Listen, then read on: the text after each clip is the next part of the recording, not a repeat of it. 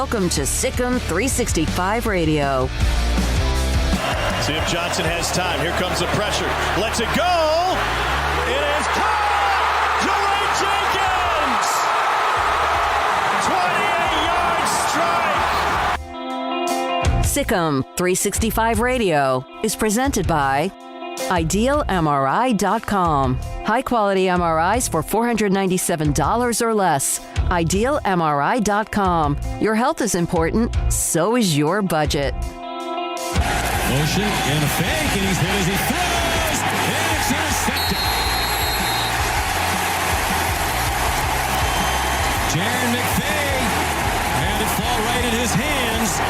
It was Braden Utley who delivered the hit on Sanders, who's thrown his third pick of the day. The 3 o'clock hour is sponsored by Waco Custom Marketplace. Meats, sweets, Texas treats, and a cut above the rest. 425 Lake Air Drive, Waco. Third down and goal now. And Prescott wide open. No problem. Terrence Steele on the tackle eligible.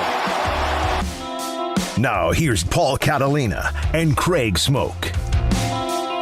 Welcome in to Sikkim 365 Radio, 365 Sports. Paul Catalina, Craig Smoak here with you on Thursday, and we'll also be here with you on Friday.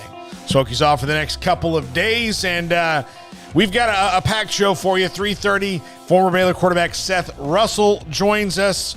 His opinions on the current state of college football, what he thinks about Blake Shapen. I'm sure we'll talk about the good old days a little bit as well with him. At 4 o'clock, Matt Fortuna of The Athletic comes on to talk about us. Had a great column the other day about coaches rising and falling to maybe different levels and who kind of has more of a spotlight on him this year. 4:30, Mickey Spagnola, DallasCowboys.com. 4:45, Craig Smoak's Off the Radar. 5 o'clock, we have Smokey has a second conversation with Greg Shaheen, former NCAA executive VP, who was on with us yesterday. We had to cut that interview a little bit short so we could get to Adam Flagler, who was on, and then my top five at 5:55. But Craig, you brought this up yesterday towards the end of the show.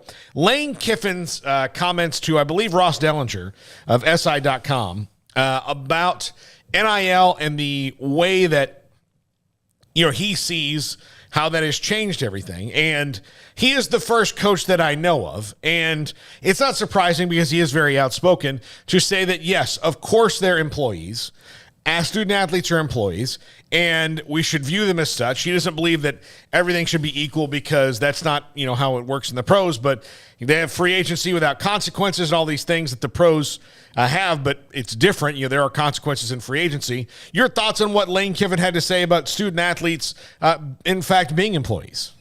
I can't really argue with him at this point. I don't think he said anything that was revolutionary. I think it was more just the fact that that's the opinion of at least one major coach, and not all of them have really gone on the record the way that Lane Kiffin has. We had the whole dust-up with Saban and Jimbo last week, and, got some of the thoughts from them. Saban obviously somewhat threatened, I think, by what's going on, but also wary of what's going on in terms of just the overall game of college football. I think Jimbo could really give two S's about anybody else but A&M, which is fine. That's what he's in charge of, but I don't think he's for 1 second worrying about the state of college football. So I'll put them in two different camps, and I know Saban's maybe a little bit of a tweener in there. And I think you got guys like Lane Kiffin who sees the dangers, but just realizes that that's the way that it is now, and so you can talk about it every day on this radio show or whatever. Like thing with this NIL deal is, like he says, it's not going away. So, we can talk it to death and all of that, but, you just got to get used to it. And he said, a lot of different things. I don't have an exact quote in front of me because it was an interview, but, he just said, basically from the beginning that players should get paid. They're the ones that are doing the work.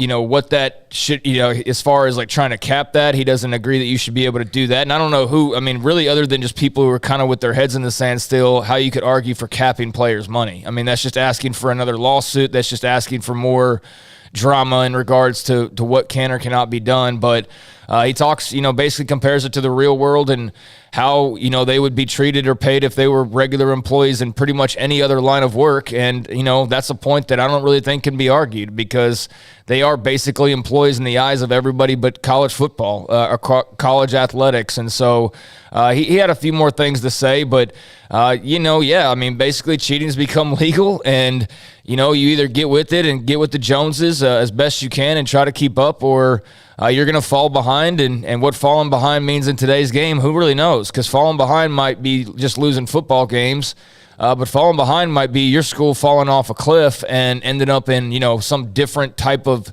system or setup where, you are in a tier 2 where it's not quite the full-blown NIL, everybody, throwing money. You might find yourself kind of out of that mix. So you either get in or you get out, and it will be interesting to see those who continue pushing this envelope forward, and Lane Kiffin will certainly be a part of that, and it'll be interesting to see those who just kind of throw their hands up and say, all right, this we can't compete quite, to this extent. We're going to have to fall back a little bit. Yeah, and that's the end game scenario for what will be probably a lot of people. But, he brings, the way that their life works, it works like an employee. If you had a job, you have to, they are required to go to class because they're on scholarship for sure, but they're also required to, show up this time and lift weights, and you have to, they control your diet, they control everything. So there's a lot of things that would fall into a normal employment contract. And plus, the reason that we all buy tickets and watch television, the coaches are a part of it, but I don't usually turn on the TV to watch the coach. I turn on the TV to watch the players play. So, to some extent, I think you turn on to watch your school. Actually, yeah, I think in most cases, it depends on who you're talking to. But I think Garrett turns on to watch LSU. I don't think he's turning on to watch like specifically this guy on a Saturday. He's going to watch whether that guy's playing or not. Well, the players are still part of it, though. I'm watching the players play. It doesn't matter who they are, but they're essentially in this scenario, a rotating version of, group of employees. Yeah. What I'm talking about. I get that. That's my point, though, is that you're not tuning. You're tuning in for the players because there have to be players to play the game. But what I'm saying is people are not tuning in because necessarily of a specific player. They're tuning in because they are an Oklahoma fan. They're tuning in because they're a Florida State fan. Now, you might tune in to watch E.J. Manuel in particular, but are you going to watch Florida State whether E.J. Manuel is the quarterback or not? Yeah, that's not what I was getting at. Okay. At all. I was just saying, like, I'm turning like the players are the reason I'm watching the game. Sure. Overall, together, all of them, not one. I'm not talking about watching, occasionally you'll turn in to watch Johnny Manziel because it was wild watching that dude play. But you'll watch Herschel Walker or Bo Jackson or somebody like that. But, that's Reggie Bush. I was like that. I'd watch Reggie Bush anytime because he was just unreal. But I'm watching the collective group of players play, which means that they are there, performing for my entertainment. If I was going to see a Broadway play, the Broadway, the actors all get paid. So it's all of that. Everybody gets paid in that scenario. So, that's what it is. Basically, you can agree with the scenario or not, but, on the essential framework of it. Now, he says it shouldn't be equal, and I don't think NIL should be equal, but I do think if they're going to have employment contracts, I'm pretty sure you could collectively bargain. Freshmen make this much money, sophomores make this much money on down the line, with an escalating scale, depending on how long you're in school.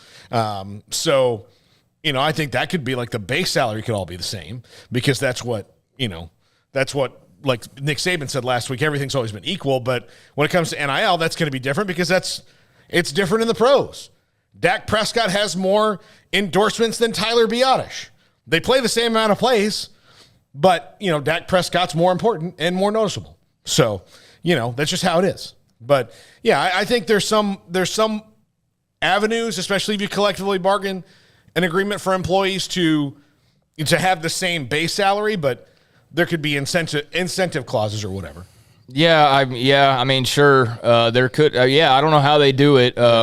This is the part where I just get really kind of, tired head because we've talked so much about NIL and how it can be done and all of that. There's obviously going to be differences. There's going to be difference. Bryce Young makes more than a lot of other guys. We know that. Quinn Ewers makes more than a lot of other guys. We know that. So we know that. We know that there's going to be sliding scales of it, but it's here. It's not going anywhere. It is what it is. Some people like it. Some people don't. And, Lane Kiffin brings up some interesting points. Nick Saban's brought up some interesting points. And now it's a matter of getting legislation done and figuring out how to best do it and what the framework should be, and not a framework where people just look at it and go, haha, we're doing what we want to anyways, like Miami or whoever else did this last time around, where you're supposed to, basically, we know there's no honor. There's no honor among thieves, because as soon as there's a rule, there's some guy from some team who's looking to find a way to break it. And we already saw that. NIL is supposed to be this.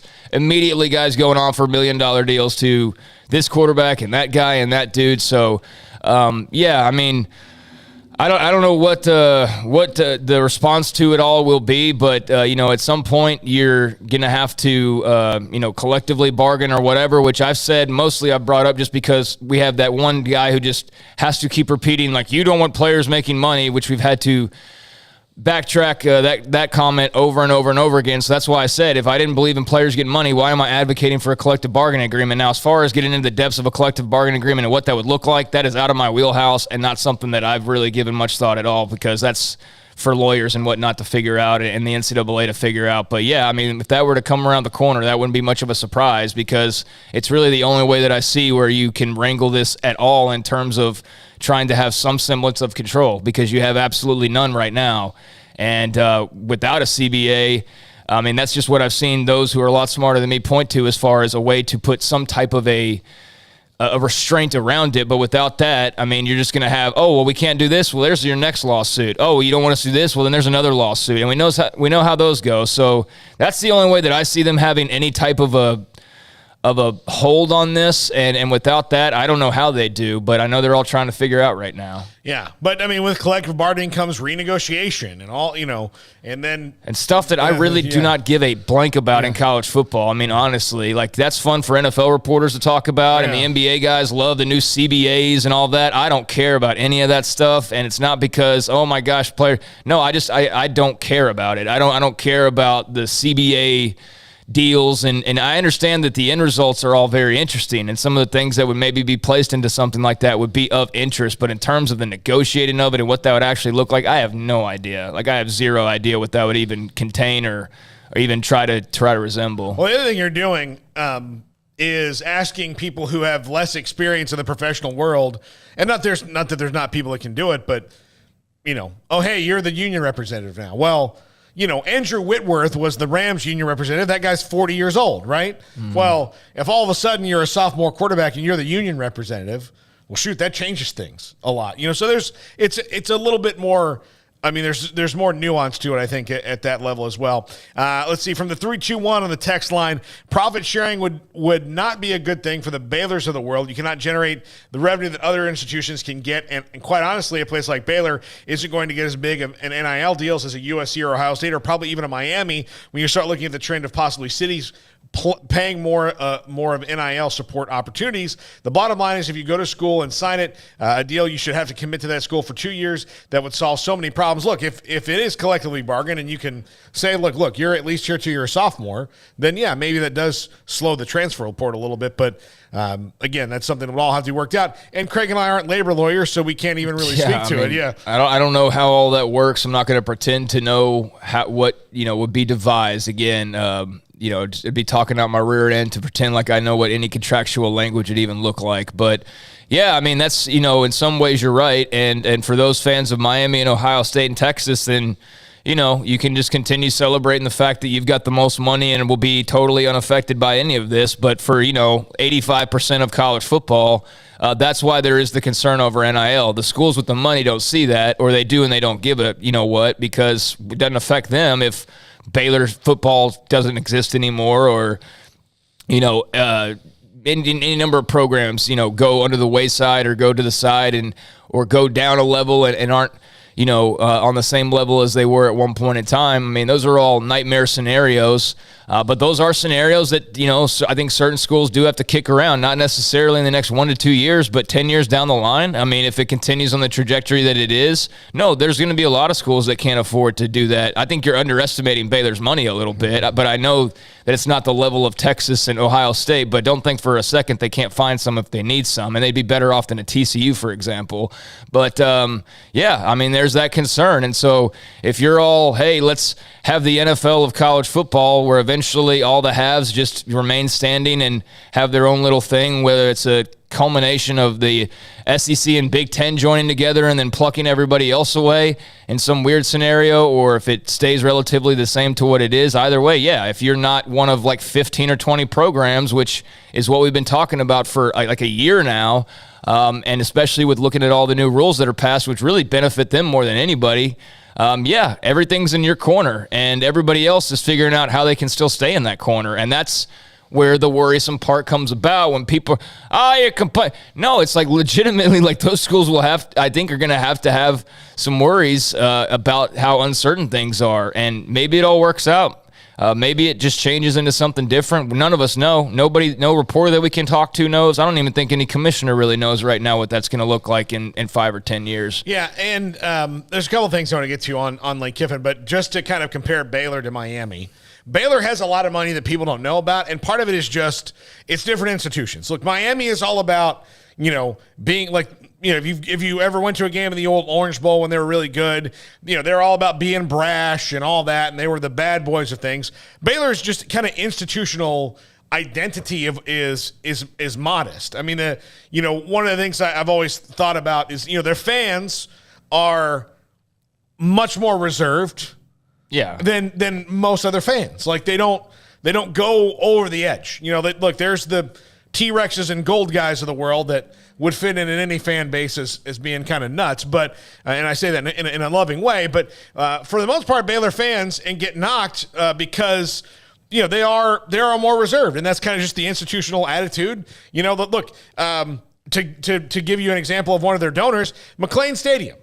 Dre McLean has his name on the stadium. When he initially made the donation, he said, name it something else. And they're like, what are you talking about, name it something else? It's your money that got us here. We have to name it after you. So that's just kind of the different thing is where, Miami has a guy like John Reese tweeting about NIL deals. It's just a little different. It's not, one's not, I'm not trying to advocate for one or the other. It's just different. But back to Lane Kiffin for a second. I wonder how many other coaches will eventually follow suit and say, yeah, might as well be that way. Lane is very good about dealing with the eventualities of things. He's kind of the opposite of Dabo Swinney, because Dabo Swinney will say, well, this stuff isn't going to work, but he's not kind of providing any alternatives. He just doesn't like the way it's going. And he's a brilliant football coach and done an excellent job at Clemson, but he is old-fashioned, and he doesn't want to see things change because he's a bit of a control freak, and for better or for worse. And when things you can't control happen to control freaks, then they kind of freak out, but they don't usually provide an alternative solution.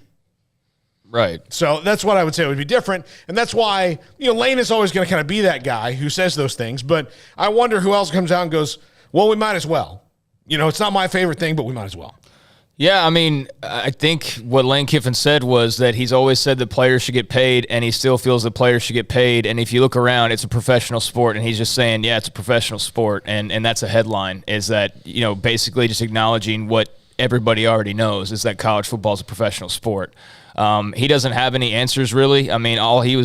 Nothing different than we've heard from maybe some others that have chimed in. I think the interesting part is him bringing up the fact that, it can mess with team chemistry, that, in the NFL they have rookie contracts, so rookies don't make as much money as veterans make, and you clear the way for any sort of internal issues by at least having some sort of a structure. And so I think he feels like if you're a professional sport, you should behave like a professional sport. And he talks about the rumors that, guys are making $6 to $8 million without having to do anything, and what kind of a problem that can create in a locker room. If you're Hendon Hooker at Tennessee right now, and this hotshot kid comes walking in next year, he's apparently making $6 to $8 million already, and you just led them to 9 or 10 wins in a bowl game. But here's this kid, and he's making millions of dollars, and you're making whatever you are making, probably not that. Do you see how that could create a problem in the locker room? I can see how that could create a problem in the locker room, and so that's kind of what one of the areas that he touched on. And I think that maybe the way that happens is, again, a professional system, which would, again, have to come with the CBA or something along those lines, and to ensure that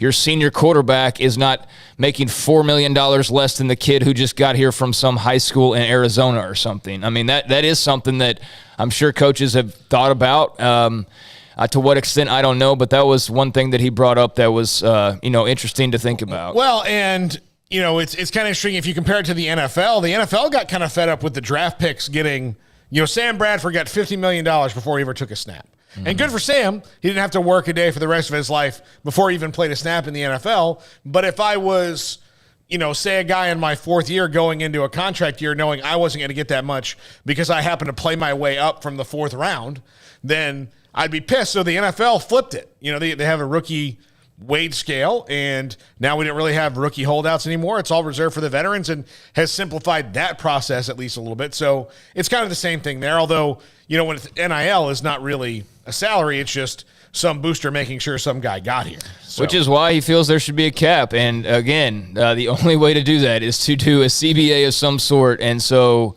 or an agreement, or basically just say that it's professional. So yeah, I mean that's one of the things that he pointed out was, you basically got open free agency where a player can leave whenever they want to go wherever they want to make whatever they want to, and that's all great. But in professional football, you do have some rules, and so that's why I think that he's more in favor of some set of rules. But as he pointed out, he said, why did Bryce Young not go into the portal? If you're advising Bryce Young, why do you not go into the portal and walk into Nick Saban's office and say, hey, I want to be here, but I've got to protect myself, so I'm going to go in the portal, and I want to come back as long as it's matched with what I got here.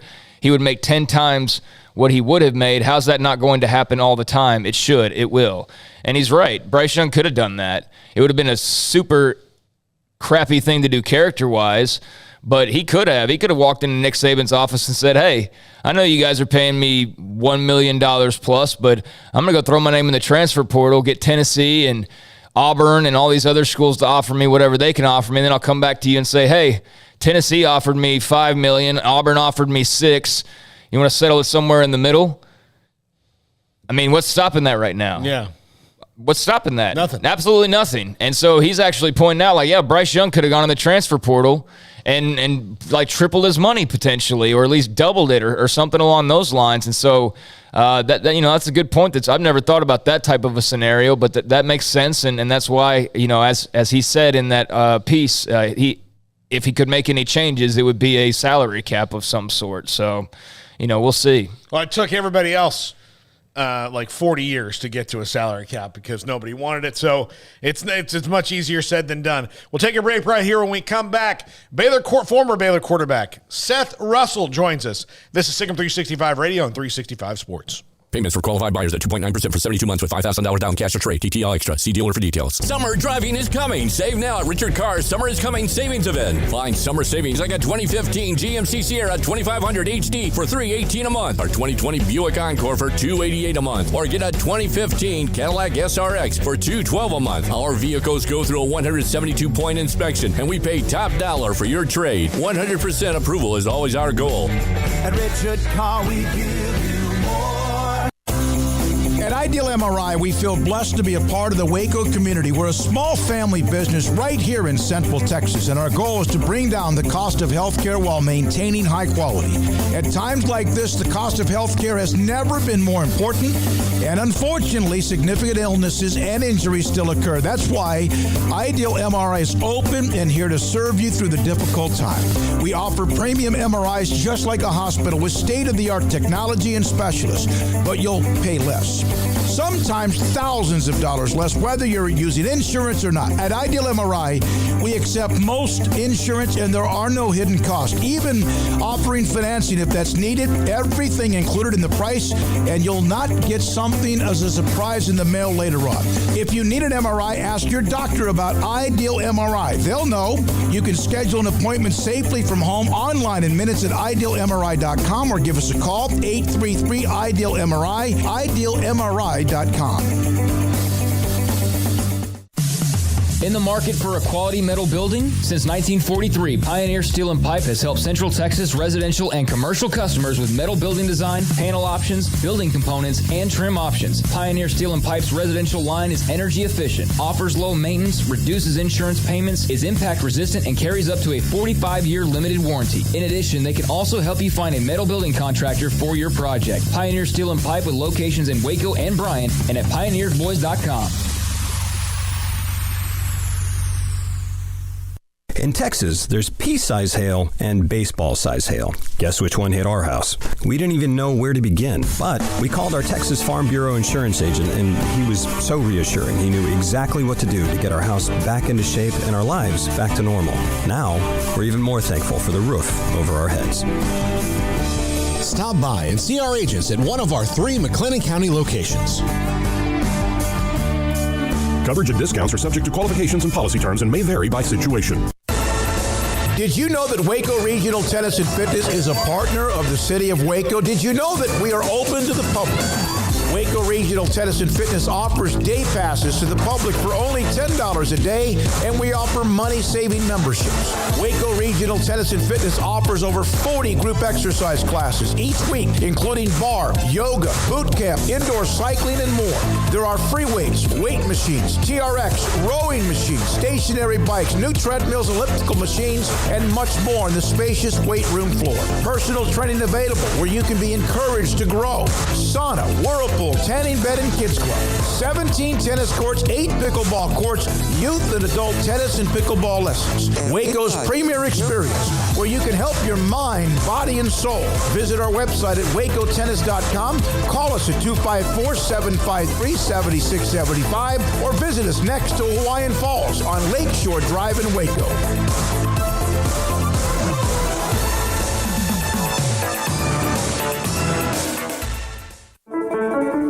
One size fits all. That may be all right for an adjustable belt or cheap sunglasses, but when it comes to your financial needs, no one wants a one-size-fits-all strategy. Cam Heathcott, your Edward Jones financial advisor, knows that his most important goals are yours. That's why he takes the time to understand your needs, knowing you. That's how Edward Jones makes sense of investing. Cam Heathcott, covering Conroe and Houston, 936-756-7717 or cam.heathcott@edwardjones.com. Edward Jones, member SIPC. Welcome back to Sikkim 365 Radio.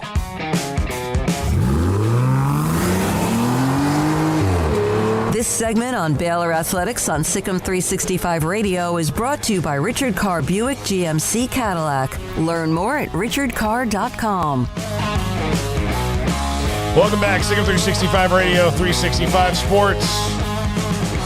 Former Baylor quarterback Seth Russell joins us now. And Seth, always great to talk to you, my friend. And you, when I texted you earlier today, we kind of went over and talked about. I'm kind of curious because we had Bryce on the other day. Now we have you, and he had his views on this. How do you think that the teams that you were on would have reacted if the rules now, or would have been different, I guess, had the rules that are in place now been in place back then?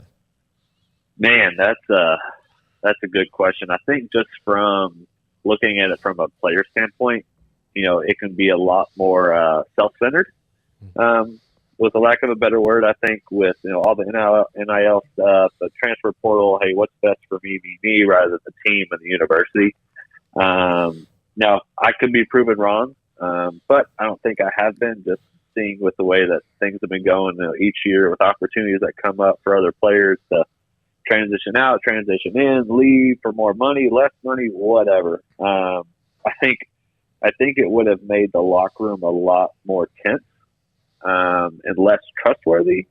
Just knowing, like, hey, either I'm starting, or I'm the backup, or I'm nothing, or I'm moving out. I'm going somewhere else for a better opportunity. Seth, what's it like, on the positive side of NIL and all of that, because there are plenty of positives. What's it like to see guys making money because of, their jersey sales or because of just their star profile or whatever the case may be? Now, there is that, issue that some are running into where guys who haven't done anything yet are making more than guys who have. But for those who do have an impact and are able to benefit off their name, image, likeness, I'm sure you would have sold a few jerseys back in the day. What's that like to see? Oh, I'm excited for these guys. I mean, everybody knows who's played any type of sports growing up. You put your body on the line, right? Especially when you're playing, high level D1 football. Like, you're putting your mind, your body, your life, things, risking, blood, sweat, and tears to represent the university and to bring in W's, for the team. And a lot of these guys that are coming in and have already made let's say $1 million, $5 million, $500,000, whatever it is. Now I think there may be some pullback, maybe some lashback on that in the future, just based off kind of like team camaraderie, right? Some guys who've really busted their tail that have been there and haven't been paid anything, but then these guys coming in that are high caliber athletes and already getting deals before they even touch the field. But on the flip side, that just goes to show, like, hey, if you can prove your way and get yourself on the field and make some money, then hey, that's great. Because I know a lot of players that I played with, especially myself, just growing up, we didn't grow up on a lot of money, and so seeing something like that can really impact and change, a person's life, their family's life, and I think it's moving in the right direction. Now there's probably going to be some adjustments that need to be made. But hey, I kind of look back at it whenever the first year, whenever they came out with the targeting rule, it was like, hey, every hit was targeting. And now over the past couple of years, they've really pulled back on that, really adjusted it, learned from the mistakes from the past, and we're able to grow. So I think it's all in all, I think it's heading in the right direction. There'll probably just be a few adjustments made here or there along the way. Do some people not realize the benefits of stability over right now satisfaction? Because your life would have been completely different had you not opted for the stability and growth inside the Baylor program. Oh yeah. I mean, but looking back, that was never really an option. Mm-hmm. So I wouldn't have really known what to even think about it. I know that was kind of in talks. I think the coolest payday for me, at least from having my NIL, was through the NCAA football game, right? I think I got like $8 or $9 grand from that, which was pretty cool, just to be on to get paid through a football game. But then, it was shut down for 5 years or 6 years, or however long. So, but yeah, the stability standpoint of it is, we'll see how it all plays out. I mean, just from a team likeness around the locker room, and hopefully guys are there for the right reasons. And I mean, obviously, we all have that selfish nature, and we want what's best for us, but then also, who are going to be those guys that look past that? I think those are going to be the real leaders that step up and are going to be able to, benefit most from this NIL, whether they get paid or not. Seth, it would have been an interesting scenario at Baylor. Do you think things would have kind of worked out maybe the same way because of just that camaraderie and the way that Coach Briles kind of handled his quarterbacks? Because you look now and there's a backup quarterback who's just got potential, and he's got interest from other schools because of the roster that he's on and the fact that there may be a guy in front of him. Do you think that maybe having outside influences could have shaken up that quarterback room and how patient you guys were? Or was that just so set in stone because of the relationship that you all had? That's a great question. I can't speak for the other quarterbacks in that room, but I knew why I was there. Right now, I wanted to play for a high-flying offense. Briles, Montgomery, KB, all those guys that were just, they were the offense itself was quarterback friendly, right? Mm-hmm. And just for me, knowing what opportunities that lied ahead, like, hey, I wanted to swing the ball. I wanted to throw it deep, and that's exactly the fit that I wanted to be in. And looking back, could have influenced some decisions potentially, right? But from where I started to where I ended up, I wouldn't have traded it for $2-3 million, right? Because I would have just lost the opportunity, the friendships that I've made, the lifelong relationships that I've made, and because the lifelong saying is money doesn't buy you happiness, right? And I think the Lord had put me in the position to where I was able to succeed, and hey, it was maybe not the same story that I wanted to happen, with broken neck and a broken ankle, and foregoing the NFL, but hey, I'm blessed with where I'm at today, and happy with the way that things turned out.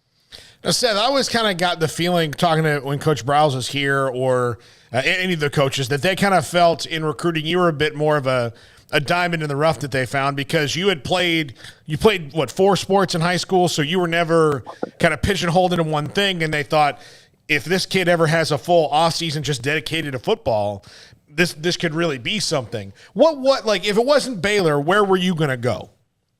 That's I was originally committed to Kansas my beginning of my senior year of high school.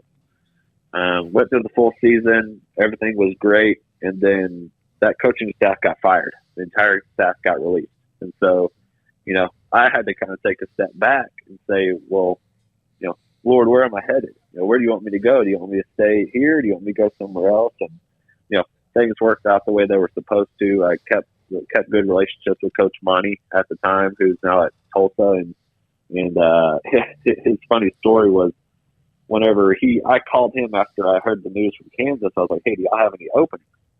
They said, unfortunately, we don't, because we still got this guy named Robert Griffin III that's in his junior year. I don't know if y'all heard of him or not, but he's in his junior year and he's thinking about maybe staying, and he had just won the Heisman. And so 2 weeks later, I got the call after Griff, declared to the draft, got the call to come down and do an official visit, and it just kind of all, worked out the way it was supposed to, which I was very, very happy and blessed to be able to have that opportunity to play under Briles and to represent Baylor University. So, Seth, this past season, it's been up and down. The coaching changes, the records. Rule gets this thing kind of back on track, and then he leaves for the NFL. And then, obviously, COVID and a really hard first year for Dave Aranda. To see what they did this past season, I think we all knew that they had talent, but it was just a question of could all the pieces work together? Well, they certainly did. What were your thoughts on the journey that Baylor football took everybody on this past season, winning a Big 12 title? Oh man, I couldn't be more proud of those guys. They've been through. I couldn't imagine having to play through a COVID year. That was just watching it was just so funky. I couldn't imagine not having full team practices for spring ball, having a new staff come in, new offense, new defense, everything. Those guys were set behind the 8 ball that first year, and they were still able to do pretty well. And then, just to show that for them to come back that next year and do what they did, to win the Big 12 championship, win the Sugar Bowl. That just speaks, so loudly for the team and how close they were and the camaraderie that they had. And then obviously speaks, very loudly for the coaches, right? Because, they could have used excuses, but they didn't. They said, hey, we're going to use this as an example. The first year is, hey, we're going to see what these guys are made of. And, it definitely showed this past season that they were made of, some pretty hard metal. And they were able to get through and get things done. And I think one thing that I really liked about the coaching staff was, they didn't care what position you played before they got there, right? They were going to put the players in the right positions to make plays for the team. It didn't matter if it was, hey, Abrams going to linebacker or going back to running back, whatever, right? Whatever was best for the team, but they were going to put those guys there to succeed, and that's exactly what they did. So I have to ask you this because I've asked all the former players that we've talked to and former coaches and whatnot, and probably to the point that people are going to start rolling their eyes when I ask this, but where were you? I just asked Linda Livingston this yesterday. Where were you when Jared McVay made the play? Oh man, I was here at my house. I was just I was eating some. I think I was eating some carrots. Try to stay healthy. After eating about 20 hot wings, I had to level it out a little bit. But yeah, that was. We were obviously. I was biting my nails and legs were shaking, and I was just adrenaline was pumping, and man, that was just that was a cherry on top just to end such an amazing season for those guys. Seth, what do you think of Blake Shapen? He's the starting quarterback now. Gary Bohannon has transferred to USF, and that was one of those things. And quarterback is the position that the transfer portal probably is really kind of invented for, because you can't be on the field 2 at a time. But right. But Blake Shapen, you got to see him quite a bit last year. What are your thoughts on him moving forward as a starter? Yeah, I think he's a solid guy.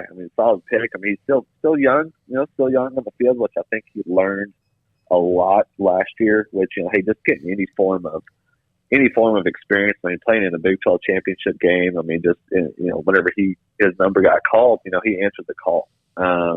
I love his ability to throw the ball down the field, his confidence in the pocket.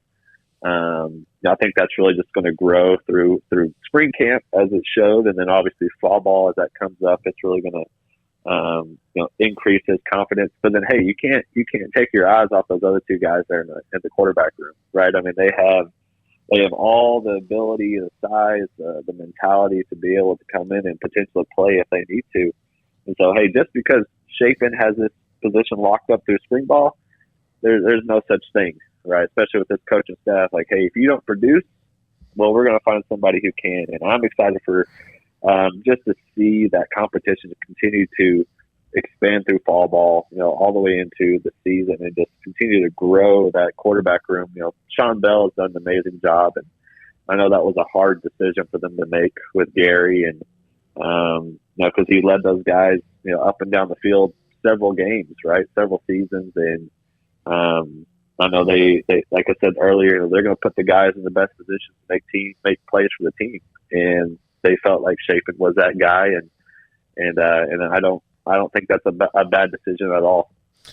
One of the things that's facing them this year, Seth, is that their wide receivers, the top three, at least you assume who they're going to be, have 3 total receptions between them.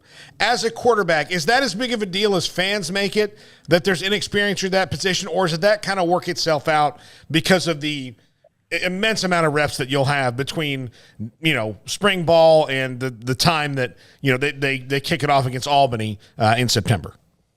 Yeah, no, that's a great question to think of. But if you think, during practice, who's getting the 1 rep, right? Gary was getting a lot of those 1 reps, or with those guys that were, the starters. The 2s are with who Chapin was with, right? And so they've already kind of built that relationship, whether it's been on a game field, in the actual game, or just in practice. Like that they should correlate immensely, right? So even though they only have 3 receptions combined, hey, that's fine. Like I'm happy with that. They've gotten some game play together, right? But I think from work ethic, that's really going to determine how well they can meld on the field, which I think they'll be able to do that pretty seamlessly, just with the way those coaches are coaching the kids and the players. Like they're all going to be on the same page regardless of what is going on out there. Did you get to know Gary very much at all? Just what were your thoughts on kind of his tenure at Baylor? I mean, obviously sad to see him go and not get the starting job, but I'm sure he'll be a boon for USF. But were you able to get to know him very well? Yeah, unfortunately, I didn't get to know him very well. I spoke to him just a couple times, just kind of in passing. Okay. But yeah, I never really sat down and just, heard his story or anything like that. I mean, I kind of regret that a little bit. I felt like I should have probably done better just from a past quarterback, just staying in touch with previous quarterbacks and just kind of talking through ideas, and thoughts, and mentality. I need to be better at that, just from a alumni standpoint, right? But don't want to overstep any boundaries or Sure. make anybody feel uncomfortable or whatever that is. But if when those opportunities arise, and I need to be able to step in and say, hey, here's my 2 cents. It may not be worth a whole lot. Maybe my 2 cents is just hand the ball off, right? And not risk the body. But so yeah, I didn't get to know Gary very well, but I know, just through the grapevine, I know he's just an amazing dude, just a strong leader. Was always, in film rooms, working with teams, working with the players, and just had a great leadership mentality. And I know he's going to be very successful at USF. Well, Blake Chapin, though, he has a little bit of Seth Russell in him. I mean, a little bit of gunslinger, a little bit of, sliding is for losers. Bryce Petty did tell us that the one thing he wants to tell Blake Chapin is to learn how to slide. That's what he told us the other day. The guy who's a shortstop, an All-American shortstop in high school. He has to tell him how to slide. Yeah, I probably heard that the most in my career, is he needs to slide. But here's the thing, though, like, I played baseball growing up, so I knew how to slide, but there were 2 times I remember I slid against Kansas, and I think I can't remember who else I slid against. But whatever I did, like my leg was caught underneath me, and the dude still hit me. I'm just like, why am I going to put myself, this may be the wrong mindset, right? Because obviously it happened what happened to me, but if I'm going to slide, and I know this 240-pound linebacker is coming at me, I'm going to start quarterback, if they're a dirty player, they're going to say, hey, I'll take that 15-yard penalty to knock the quarterback out, right? Rather than, say, eluding the hit or running out of bounds or jumping over the dude or whatever, right? And so sliding, I think, is great to a point, but then you just kind of have to be an athlete in a lot of those decisions. I would just tuck and roll like I'm jumping out of a moving car. I like that. I like that idea. Yeah. Well, Seth, always great talking to you, Seth. You got anything more for Seth? I guess the only thing, Seth, I mean, you got to play the Longhorns and the Sooners in some big games during your career. They're going to be on their way out. We've talked so much with transfer portal and things like that with former players, but what are your thoughts on the shifting landscape of the Big 12? You know, I guess it's just kind of part of the game, right? I mean, every 5-6 years, there's always some changes. You know, whenever A&M left the Big 12, and just, you know, so just some transitions here or there. You know, whether they're searching for income, money, whatever it is, right? If they're just wanting to try to win some other games in other sports, you know, whatever, right? I mean, I think those rivalries are always going to be there. You know, it's unfortunate to see them go because, you know, they've been great competitors, right, the Big 12. But I know these guys coming in, these other 4 teams are going to bring a lot of different dynamics to just Big 12 play. And I think that's going to be really cool to see how the coaching staff, how, you know, the players, how they all adapt to traveling more than, you know, 200 or however far the furthest. I guess West Virginia was the furthest, but, you know, going up to Cincinnati, going out to Florida, going up to Utah, you know, it's gonna change the travel dynamic a little bit. But I know that Baylor and their fans are going to travel, and it'll be cool to get some different views rather than going to the same 2 universities for the past 30, 40 years or however long the Big 12's been around. Seth Russell, former Baylor quarterback. Seth, thank you so much for hopping on with us. I'll always love talking to you, buddy. Yeah, thanks guys for having me. That's former Baylor quarterback Seth Russell with us here. Seth Russell. Right? He brings up a good point about the health thing, too. I mean, you know, when you're thinking about just kind of the generalities of it all. But, yeah, I mean, there's guys that get out there and get hurt. Now, granted, at least as far as I'm aware, Baylor pays medical bills for a lot of things that aren't even athlete-related. But, you know, there is that imminent risk or that severe risk anytime you're playing a sport, especially like football. So, you know, you think of somebody like him who obviously had his injury history, and you know, it's good that the players have some sort of security and some sort of insurance, and yeah, you know, you kind of take that for granted, or maybe I do too much, just the physical toll, in addition to the mental and emotional toll of just being a student and being really, as we know, constantly involved in something. Like, you have no free time, basically. So, yeah, all those things need to be taken into account as well, and I think that's why NIL has been so beneficial, is because it can offset some of that to some degree. But, you know, it's like anything else. There's take the good with the bad, and that's certainly one of the good things. Yeah, absolutely. All right, we'll take a break right here. We'll come back, short segment, and then top of the hour, Matt Fortuna of The Athletic talks to a lot of coaches all the time. Kind of get his take on what he's hearing from them on the ever-changing landscape of college football. This is Sick'em 365 Radio, 365 Sports. Baylor University is where lights shine bright. So, let there be light. Let there be roommates and teammates, scholarship and championships. Let there be fresh starts and new traditions, fast friendships and lasting impacts. Let there be laughter. Let there be joy. Let there be light. Baylor University, where lights shine bright. From the first workout to the last practice, sports is an incredible and rewarding challenge. Hi, this is Dan Ingham with the First National Bank of Central Texas, and we're proud to support each athlete, every parent, and our educators. From families, small businesses, to the biggest industry, we're here to help. With remarkable products like our free First mobile app, we've got banking ideas that fuel big dreams. That's the First National Bank of Central Texas. Familiar faces making local decisions. Member FDIC, Equal Housing Lender. Boots add protection. Good boots help you climb better and move forward faster. And when your son or daughter steps into the boots of a U.S. Army officer, they also learn how to lead. In these boots, they'll gain more confidence with expert training in one of more than 150 occupational specialties. In these boots, they'll stand a little taller and lead a team with diverse backgrounds and areas of expertise to successfully accomplish whatever challenge comes next. In these boots, they'll earn respect with valuable experience from day one that will give them solid footing for success into the future. Highly qualified candidates who earn a spot on our team can receive comprehensive health care coverage, college tuition assistance, and a bonus of up to $40,000. See all the things your son or daughter can achieve in our boots at GoArmy.com. U.S. Army Waco Recruiting Company, 254-598-8131 or 254-776-1543.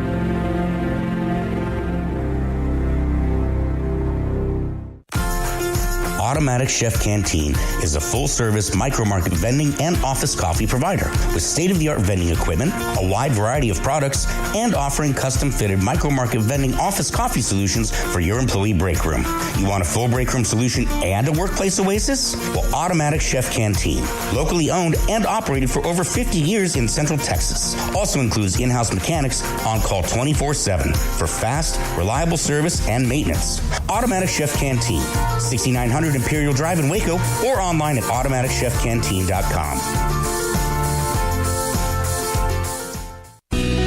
Let Camille Johnson Realtors guide you seamlessly through the process of buying your dream home or selling your current one. Commercial, farm and ranch, or residential, Camille Johnson Realtors can smoothly and successfully lead you through any transaction. With a team of 28 experienced agents who are excited about serving you, Camille Johnson Realtors services the entire greater Waco area. If you're in the market to buy or sell, contact Camille Johnson Realtors, 104 Midway Center in Woodway, or find them online at www.camillejohnson.com. Camille Johnson Realtors, elegant, charming, warm. Welcome home.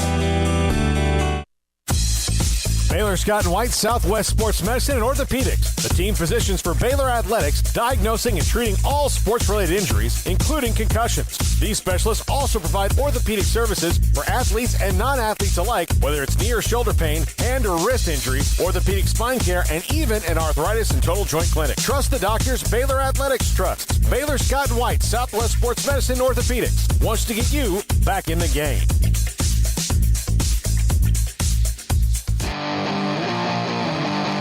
This is Sikkim 365 Radio. Text us at 254-339-1122. The Sikkim 365 Radio text line is sponsored by Riverbend Liquor and Wine, with the most extensive variety of craft beer in Waco. A hidden gem on Lakeshore Drive and 19th Street. Welcome back, Sikkim 365 Radio, 365 Sports. Paul, Catalina, Craig Smoak. Smoak will be back on Tuesday because we're not here on Monday. It's Memorial Day. You're not working, we're not working. Yeah, sorry for those of you who are.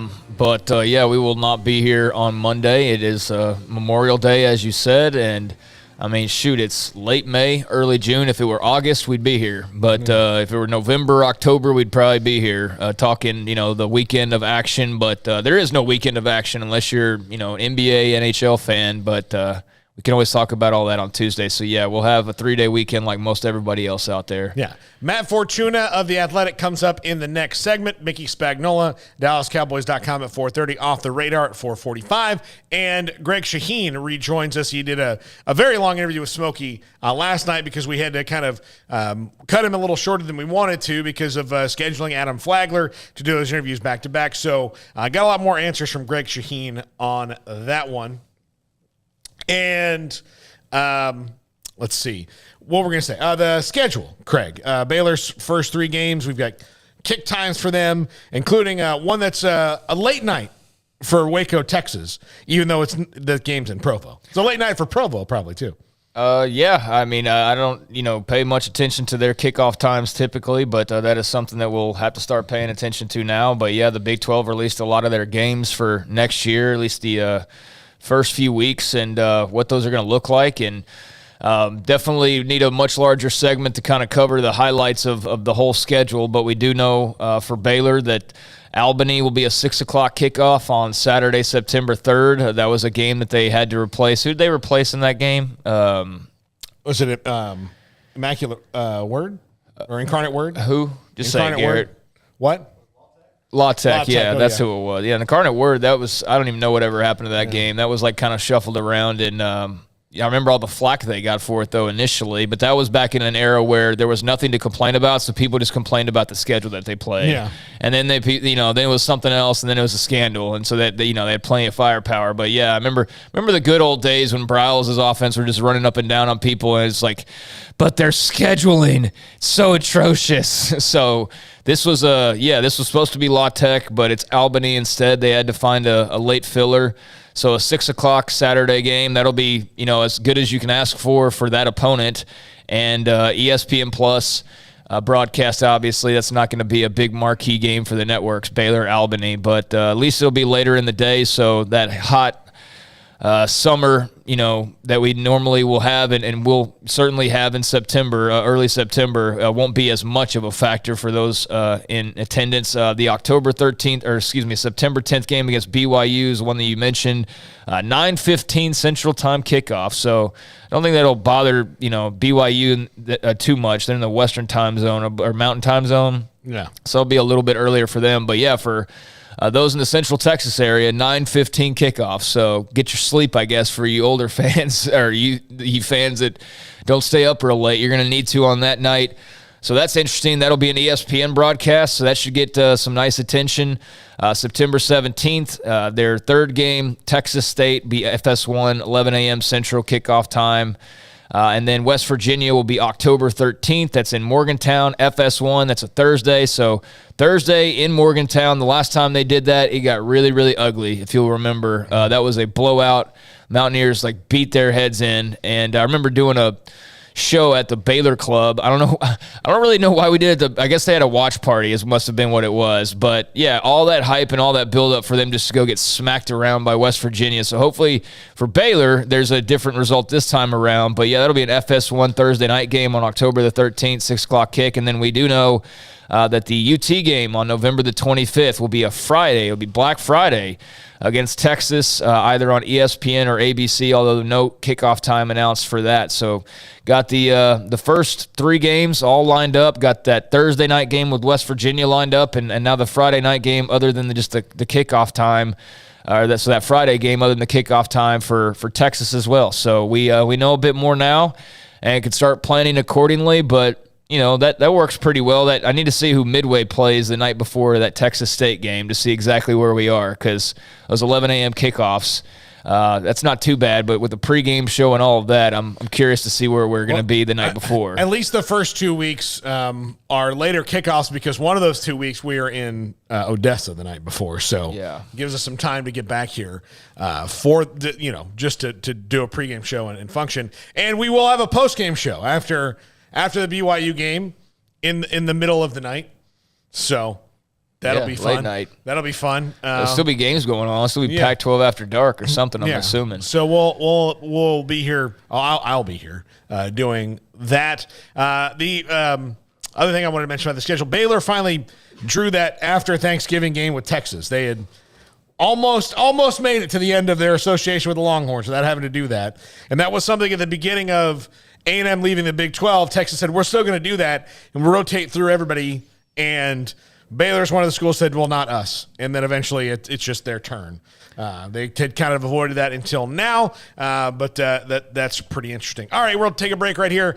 On the other side, Matt Fortuna of The Athletic joins us. This is Sikkim 365 Radio, 365 Sports. Y'all listen up. Let me tell you something about group meals from Rudy's Barbecue. It's got all you need for all the folks you gotta feed, smoked meat, sides, and more. There's everything down to the tablecloth, just like the one that you see at the store. At a bridal shower, it's better than flowers. And a long distance meeting, it'll pass the hours. It'll feed all the cousins at a family function. It's better than potluck at a church luncheon. Next time you need to feed 10 or more, call and order a Rudy's group meal. Next in line. Hey, this is Bryce Petty, former starting quarterback and two-time Big 12 champion, and I know firsthand the importance of being in top shape both on and off the field. So listen up, men. If you're feeling beat down day in and day out and looking for that high-performance edge that separates the men from the boys, then look no further than the Petty Clinic Low T in Waco. Petty Clinic is a comprehensive men's healthcare clinic with an atmosphere catering to men. Board-certified Dr. Kent Petty has a special interest in offering the highest quality medical care to men of all ages. Some of the services offered include screening and treatment for low testosterone or thyroid, infertility, high blood pressure, diabetes, high cholesterol, sleep apnea, while offering comprehensive wellness exams and complete men's health lab panels. High performance men, remember, it's not just a Petty thing. This is Bryce Petty, encouraging you to reach out and Google search Petty Clinic Low T or go to pettycliniclowt.com and get your complimentary lab screening today.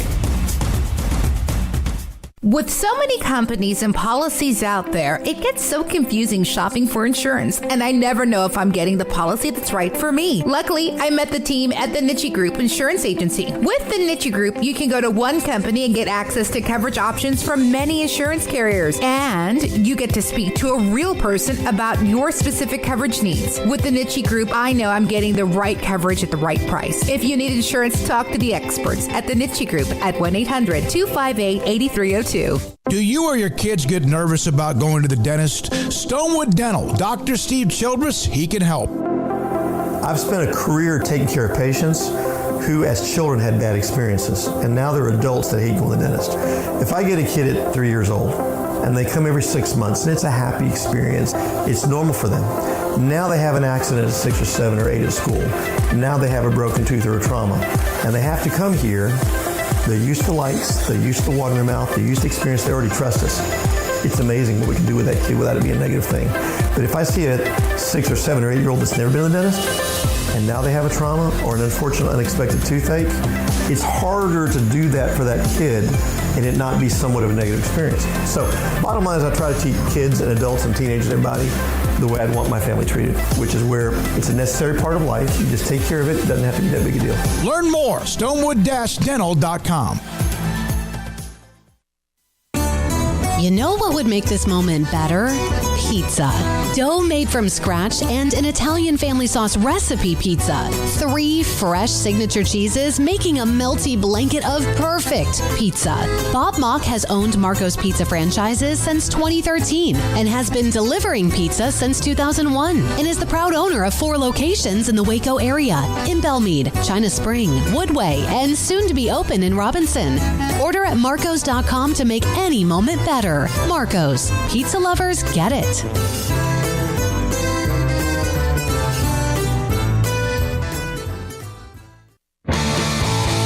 Welcome back to Sikkim 365 Radio.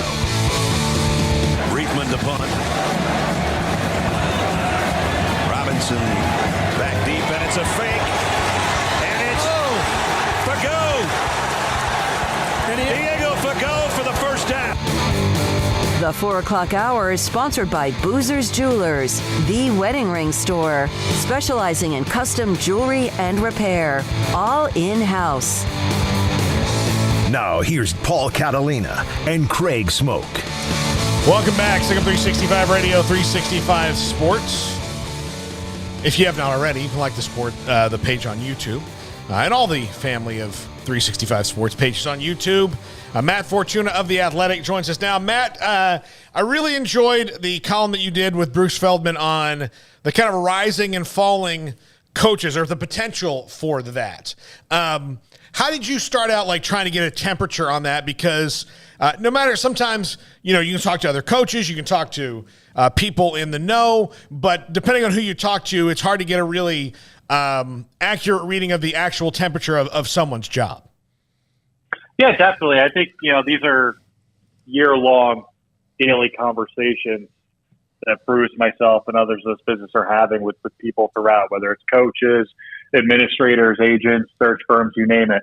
And just so that you're always, plugged in, for lack of a better term. So you always have your finger on the pulse, and you have a sense for which way the wind's blowing, what one coach may need to do to up his profile a little bit and maybe get a better job, what another coach may need to do to save his job going into what's a potentially critical year. So, every situation is, as we all know, anyone who's covered the sport knows, is ridiculously unique, right? I mean, you see some coaches get fired, and you scratch your head and wonder, what does that school think they're going to get out of their football program?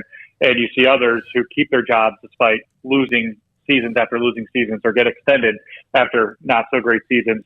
That makes you scratch your head in another manner as well. So you just try to keep this as an ongoing conversation. And when push comes to shove, whether that's when changes are being made, or in our case when we're writing about what changes could possibly come a few months from now, you want to have as complete a picture and most accurate information as possible.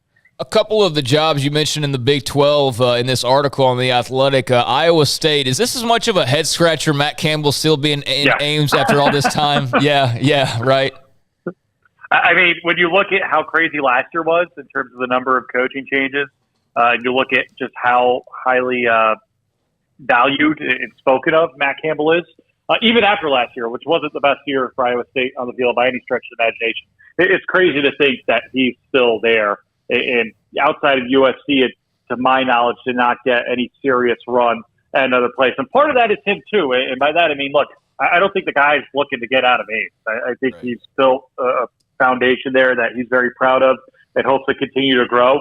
And I don't think he's a guy who would just take any other job for the sake of a bigger paycheck or a bigger profile. I think he's very strategic and deliberate in how he goes about his business. That being said, pretty much every shape or type of program had an opening last year, right? Big, small, blue blood, not blue blood, private, public, you name it. And outside of USC, none of them got all that far down the road with him, from my understanding. So it is surprising, but hey, those other schools have lost as Iowa State fans have gained, because they get another year with one of the best coaches in the sport. You also mentioned West Virginia, and we have a lot of West Virginia fans that watch and listen to our show, Matt, and they, I would say they have varying levels of opinion on Neil Brown, but I don't think that that's true. I think that this is very much a put up or shut up year for him, and obviously with the new offensive coordinator and Graham Harrell and JT Daniels and all that, like he realizes this, and the Big 12 is probably unpredictable. How do you see Neil Brown putting the angst to rest? Yeah, I think he needs a strong season. And by that, I mean what you said. I mean, there's a sense of unease among that fan base right now, among people in Morgantown. It hasn't been bad, just hasn't been good. It's been kind of meh, right? And I know things get exacerbated in 2022 with the transfer portal, because more players around the country are leaving their schools than ever before. But I think the combination of the exodus there, the combination of some of the losses, I think the profile he came in with, having such a strong performance at Troy, going 31-8 over his final 3 years, winning at LSU a couple of years ago. I think this was thought of in real time as a home run hire. I know I thought of it that way. I thought this was the perfect guy for the perfect job. And again, it hasn't gone poorly. It just hasn't gone great. And we've seen coaches get fired for less, so to speak. So I definitely think this is a put up or shut up year for him in that regard. I do think, for better or for worse, that opener against Pitt, who I'm still not sure how good or bad they'll be, especially now with Jordan Addison out of the picture. I just think with the renewal of a rivalry on that Thursday night of opening weekend, it's such a strong opportunity to make a big first impression on 2022, both good or bad. We got some scheduling announcements, Matt. It's kind of like the next chapter in that long summer grind. We'll have media days here pretty soon, and all that jazz. Obviously notable the Texas around in these parts, that Texas-Alabama kickoff being earlier in the day. I know there's been some kind of back and forth on that, but a lot of other matchups. What kind of jumped off the page to you, if anything, from these scheduling announcements? Yeah, I mean, in your backyard, it's not Big 12 country anymore, but Miami, Texas A&M, 9 Eastern time in Week 3 on ESPN. That one is late. Lincoln Riley's USC debut is going to be on the Pac-12 network against Rice. I know that league needs to do everything it can to pump up its own product, its own network, but given that no program has been talked about more this offseason, there is more a mystique or intrigue about it than USC. I don't get the Pac-12 network. Most people I know don't get the Pac-12 network. I don't know if that changes between now and September 3rd, but if it doesn't, it looks like a lot of us will not get a chance to see Lincoln Riley and Caleb Williams during their debut together in Southern California. This was more of a local one here, but Notre Dame played Navy on ABC or ESPN at noon. That game has been on CBS as long as I could literally look up, which was to 1998, and I believe it went back even further. As far as when it's a Navy home game, obviously the home games for Notre Dame have been on NBC, but that's a big group for ABC and ESPN. No big noon kickoff in week one. I figured when there was the Joe Buck trade, I don't know if you remember that, when basically Fox let Joe Buck out of his contract a year early to go to ESPN, they got as a bonus kind of a rights of first pick in the college football draft. And apparently they took Penn State Purdue for that Thursday night game. And I don't know if Notre Dame Ohio State that weekend was not available to them for some contractual reason, because I'd have to imagine that's going to be the biggest game of opening weekend, especially when you consider that that's Marcus Freeman's debut and he's going up against his alma mater at Ohio State. So there's not a whole lot of other games that would make sense from a Fox standpoint in that big noon category for that opening weekend, but I was surprised nonetheless to see them not have a big noon game that Saturday. Ireland, another local one for me, not that Ireland's local, but Northwestern playing Nebraska is going to be 12:30 Eastern time in week 0. That's 5:30 Ireland time, whatever time zone that is, for the locals there. But again, the most recent Ireland games we've seen have all been at 7:30, 8:30, 9 a.m. Eastern time.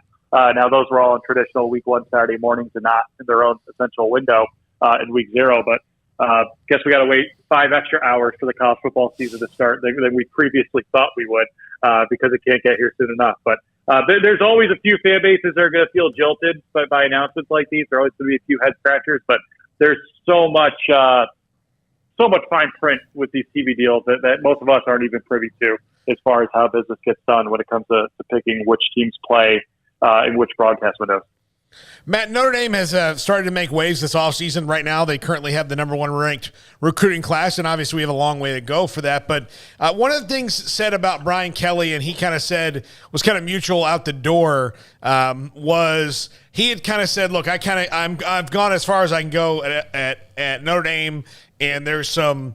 There's things that are kind of a ceiling for recruiting there. And Marcus Freeman doesn't seem to feel that way. Why can Marcus Freeman not have a ceiling and Brian Kelly can? Yeah, that's a very astute observation. What I would say is accurate so far.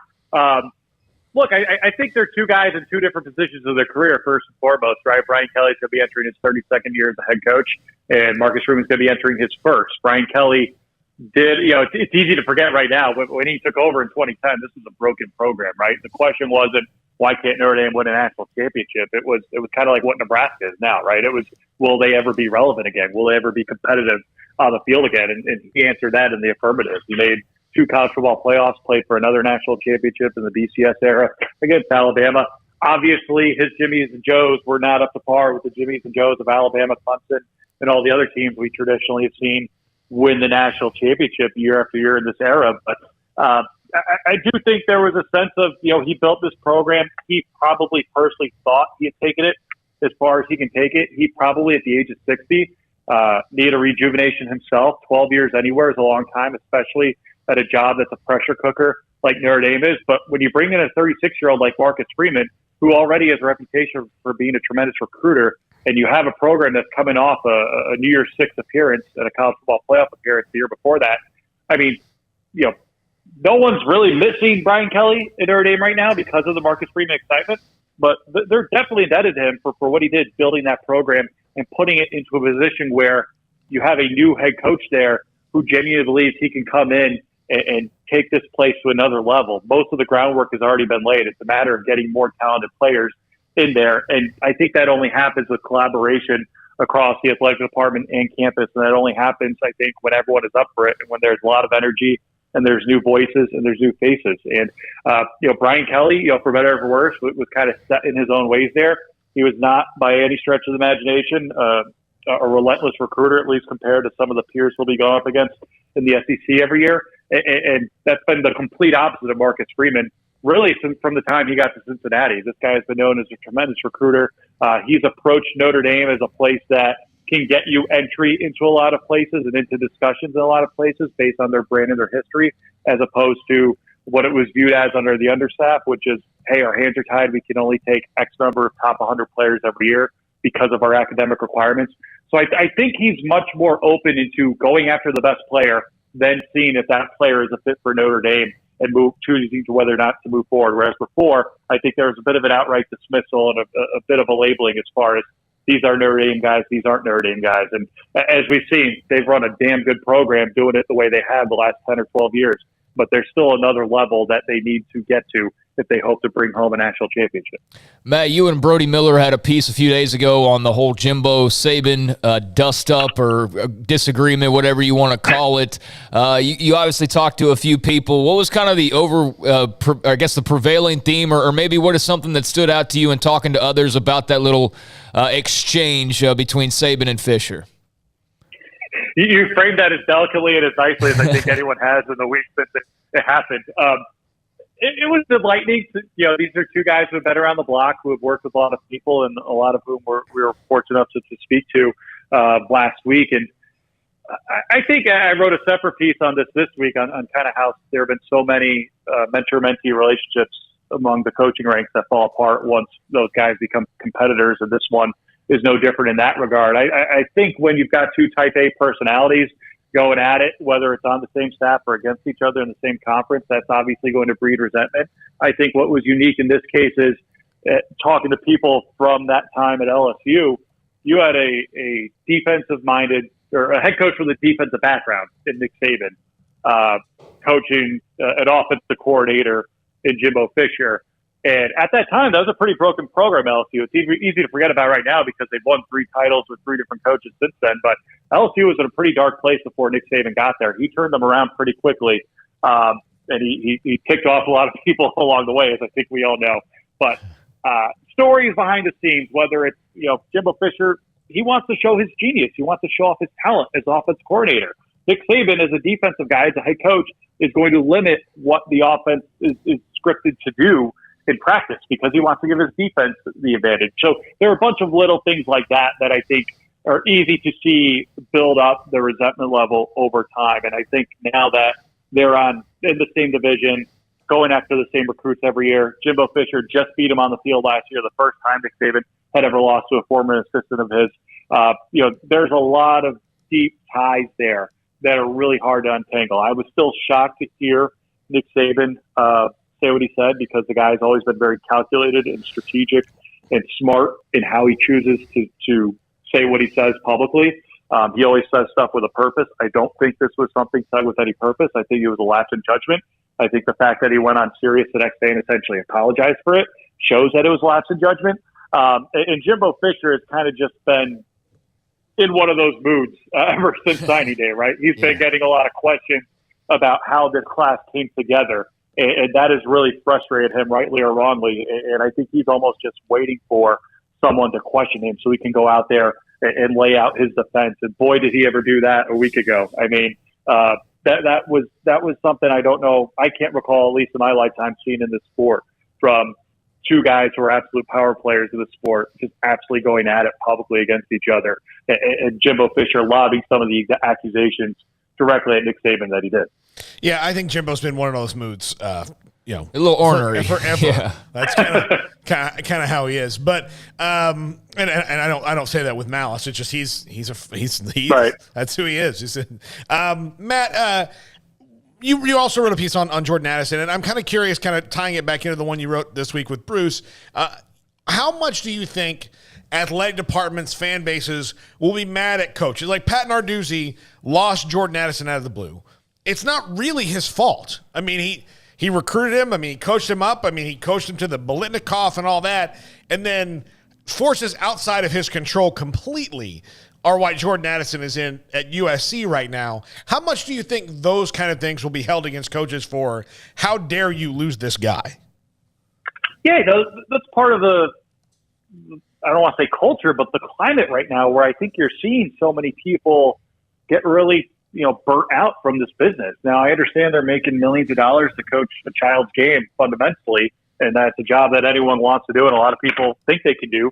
But I hate to say it's out of control. I hate to point fingers because I think this is a bill past due when it comes to player empowerment. But there's definitely a 365-day-a-year grind to this that didn't exist before from a recruiting standpoint, because you're not just recruiting high school players, you're recruiting the portal, and in this case, you're recruiting your own roster, and that still isn't enough. I mean, this one, obviously, the profile is huge, right? It's the best receiver in the country. He's leaving the ACC champions to go with USC, a blue blood that looks like it's going to be getting back on its feet pretty soon under a new coach in Lincoln Riley. I thought the reaction around the country, both inside and outside the sport, was pretty strong in a way that it isn't always with big time transfers. And I think a lot of that had to do with the timing of it. You go through spring ball, you wrap up spring ball, and you think, all right, that's my roster for next year, right? And Pitt just went through 15 spring practices under the impression that they had the best receiver in the country on the roster, and all of a sudden he's gone. And there's very little they could do about it. Is there anything in hindsight Pat Narduzzi could have done? I don't know. I think if you take a step back and look at Kenny Pickett, the guy who threw him those balls, just got drafted in the first round by the Steelers. Brennan Marion, his position coach at Pitt, left for a better paying job at Texas. Mark Whipple, his offense coordinator at Pitt, left for Nebraska, and presumably more money there as well. I mean, from a human level, it's easy to put yourself in Jordan Addison's shoes and say, everyone else is making money off this season. Why aren't I? That said, I don't know the specifics of the transfer to USC. I know that a lot has been implied. I know accusations have been lobbied from Pittsburgh in USC's direction, but unless you can prove tampering, which I don't think you can really prove, right? I mean, there are tampering rules in every sport, every professional sport, and rarely do we ever see them get enforced because it's usually players recruiting other players through back channels. I don't know what can be done in that regard. The timing is really tough for Pittsburgh. Matt Fortuna of The Athletic. Matt, thank you so much for joining us. Always great to have you. Thank you. It's Matt Fortuna of The Athletic, one of the great subscription sites. I think we all have. It's, and you can always get a deal. Yeah, they do a good job. I mean, it's interesting to see kind of almost coaching carousel talk, 3-4 months before the season even starts, but that kind of is where we are. And, that is an off-season topic, obviously, but it was interesting to see of the Big 12 schools mentioned, just those two jobs, West Virginia with Neil Brown, which I don't think comes as much of a surprise, and then what was the other one? Iowa State with Matt Campbell. The longer Iowa State can hold on to him, the better for the Big 12, in my opinion. Certainly the better for the Cyclones. And I'm glad I didn't put any money in Vegas on how long his tenure would be, because I think everybody would be out of money at this point, except for the most diehard Cyclones fans. But for how long would you be willing to put another 5-year bet on it? I wouldn't. No. But for all we know, he could be there in 5 years. I mean, at this point, that would be shocking in some ways, but. Yeah, I mean, that's definitely a guy you have to look at, not on a hot seat, but on a win if he'll ever go somewhere. But Neil Brown's certainly on the hottest of the seats when it comes to current Big 12 coaches. He's got to do a little something this year. Something about Matt Campbell always, just says Ohio State, Notre Dame, Michigan, Penn State, Nebraska to me, Big 10 job. If he's going to, because he has just been in the Midwest his whole life. Like Luke Fickell, Midwesterner. Not to say that somebody couldn't sway him, but... No, I definitely think he could have gone to USC and probably won some football games. I mean, and he would be there, as they point out in the article, if it wasn't for Lincoln Riley. Yeah. He was the guy that was kind of considered the favorite there at one point, and then we had no idea, though, the entire time they were playing a completely separate game of chess. Well, everybody was thinking checkers, and they had the whole Lincoln Riley, deal going on in the background. But, yeah, I mean, that's just something that Iowa State fans are... already, I'm sure, used to, and we'll just have to get further used to. And it sucks when your coach is constantly thrown out there. I understand that because we lived it in Waco for a couple of years with Matt Rule. He went 1-11 and was getting rumored for NFL jobs. Like, what? What? I'm sure maybe that was his agent that was floating that out there. But ultimately, 3 years later, he was, in fact, in the NFL. So I remember, having every year, like, oh, well, they're good now, but just wait, he's going to take this other job. By year 3, that was the case. But even Art Briles there towards the end, Texas was definitely interested in him as he was, really soaring with the program. And then obviously, outside factors completely, fizzled all that out. But it sucks, basically, is my point, when your coach is just kind of, you feel like he's sort of he's there for the taking, I guess, or people just assume that he's wanting to get out. And meanwhile, you're trying to enjoy the success that you're having and hopefully, building the blocks for even future success. But can you really get as excited as you'd like to? Like if you were at Alabama and hey, 5 years from now, Nick Saban will be here. I mean, for the most part, you can believe that. No, it's a little harder to enjoy it because you're like, well, hey, it's great now, but he could be gone in a few weeks. So I understand the annoyance that is for Iowa State fans, but it's unfortunately for them not going to go anywhere. By the way, the article is like a 4-minute read before you get out of the ACC. That's a conference in flux. I mean, in good and bad. Yeah. Like Boston College, like they mentioned, if Jeff Hafley does well, then somebody probably going to snatch him up from Boston College. Florida State, I mean, Mike Novell's very much in a it's a big year for them. Georgia Tech, Jeff Collins is under some heat. Mac Brown could retire. Scott Satterfield is not coaching for the AD that hired him. I mean, there's a lot. Syracuse, Dino Babers. Like, I mean, what do you know about Syracuse football? That they have football. That's about what you know. So there's a lot going on. Wake Forest, Dave Clawson, one of those guys that if Wake Forest is good again, somebody's probably going to throw a bunch of money at Dave Clawson because he's winning at Wake Forest. So yeah, but I wonder too, like how many of those jobs now that you would take the payday, and I know most people probably still would take the payday, but there is something to be said for other security, and you do wonder in this changing landscape of if a coach will feel like he has to take a job now for more money than he would have, under different circumstances simply because of, the power of the conference that he would be going into. Or guys, I know plenty of people said Lincoln Riley was scared to get in the SEC, and that's why he left Oklahoma, right? Even though, I remember there was like an LSU rumor very briefly, but, was Lincoln Riley's move just strictly about USC, or was it also a business move in the sense that, out in the Pac-12, he can win better and win quicker and win easier than he would if he were, going toe-to-toe with LSU and Georgia and Alabama and all those schools. So if you're Dave Clawson, you could in theory go coach another, big-time program in the SEC, but how long's your rope there versus staying at Wake Forest where what are expectations, quite frankly, and you've got some good players that you're developing, and there's not nearly as much of a pressure as there was. But I know money talks, but I'm just saying in some situations that extra $2 million might not be worth as much as, the security of a couple extra years that you wouldn't otherwise have if you went to a bigger job. Absolutely. All right, when we come back, Mickey Spagnola, DallasCowboys.com, then Craig Smoak's Off the Radar. This is Sick'em 365 Radio, 365 Sports. At Allen Samuels, we're bringing great savings during the Memorial Day sales event on the award-winning, year-after-year new 2022 Ram 1500. Get up to $7,000 in total values or $2,500 bonus cash and 0% for 60 months. These great deals are for a limited time only at Allen Samuels in Waco. First responders get $500 extra cash. Come shop the huge new car and truck inventory today. How did Edward Jones become one of the biggest financial service companies in the world?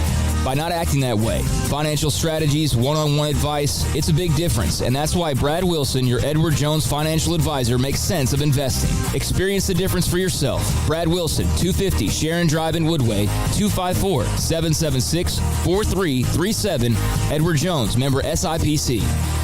From the first workout to the last practice, sports is an incredible challenge. Hi, this is Dan Engel with the First National Bank of Central Texas, and we're proud to support each athlete, every parent, and our educators. From families, small businesses, to the biggest industry, we're here to help. With remarkable products like instant issue debit cards free at all of our banking centers, we've got banking ideas that fuel big dreams. The First National Bank of Central Texas. Familiar faces making local decisions. Member FDIC, Equal Housing Lender.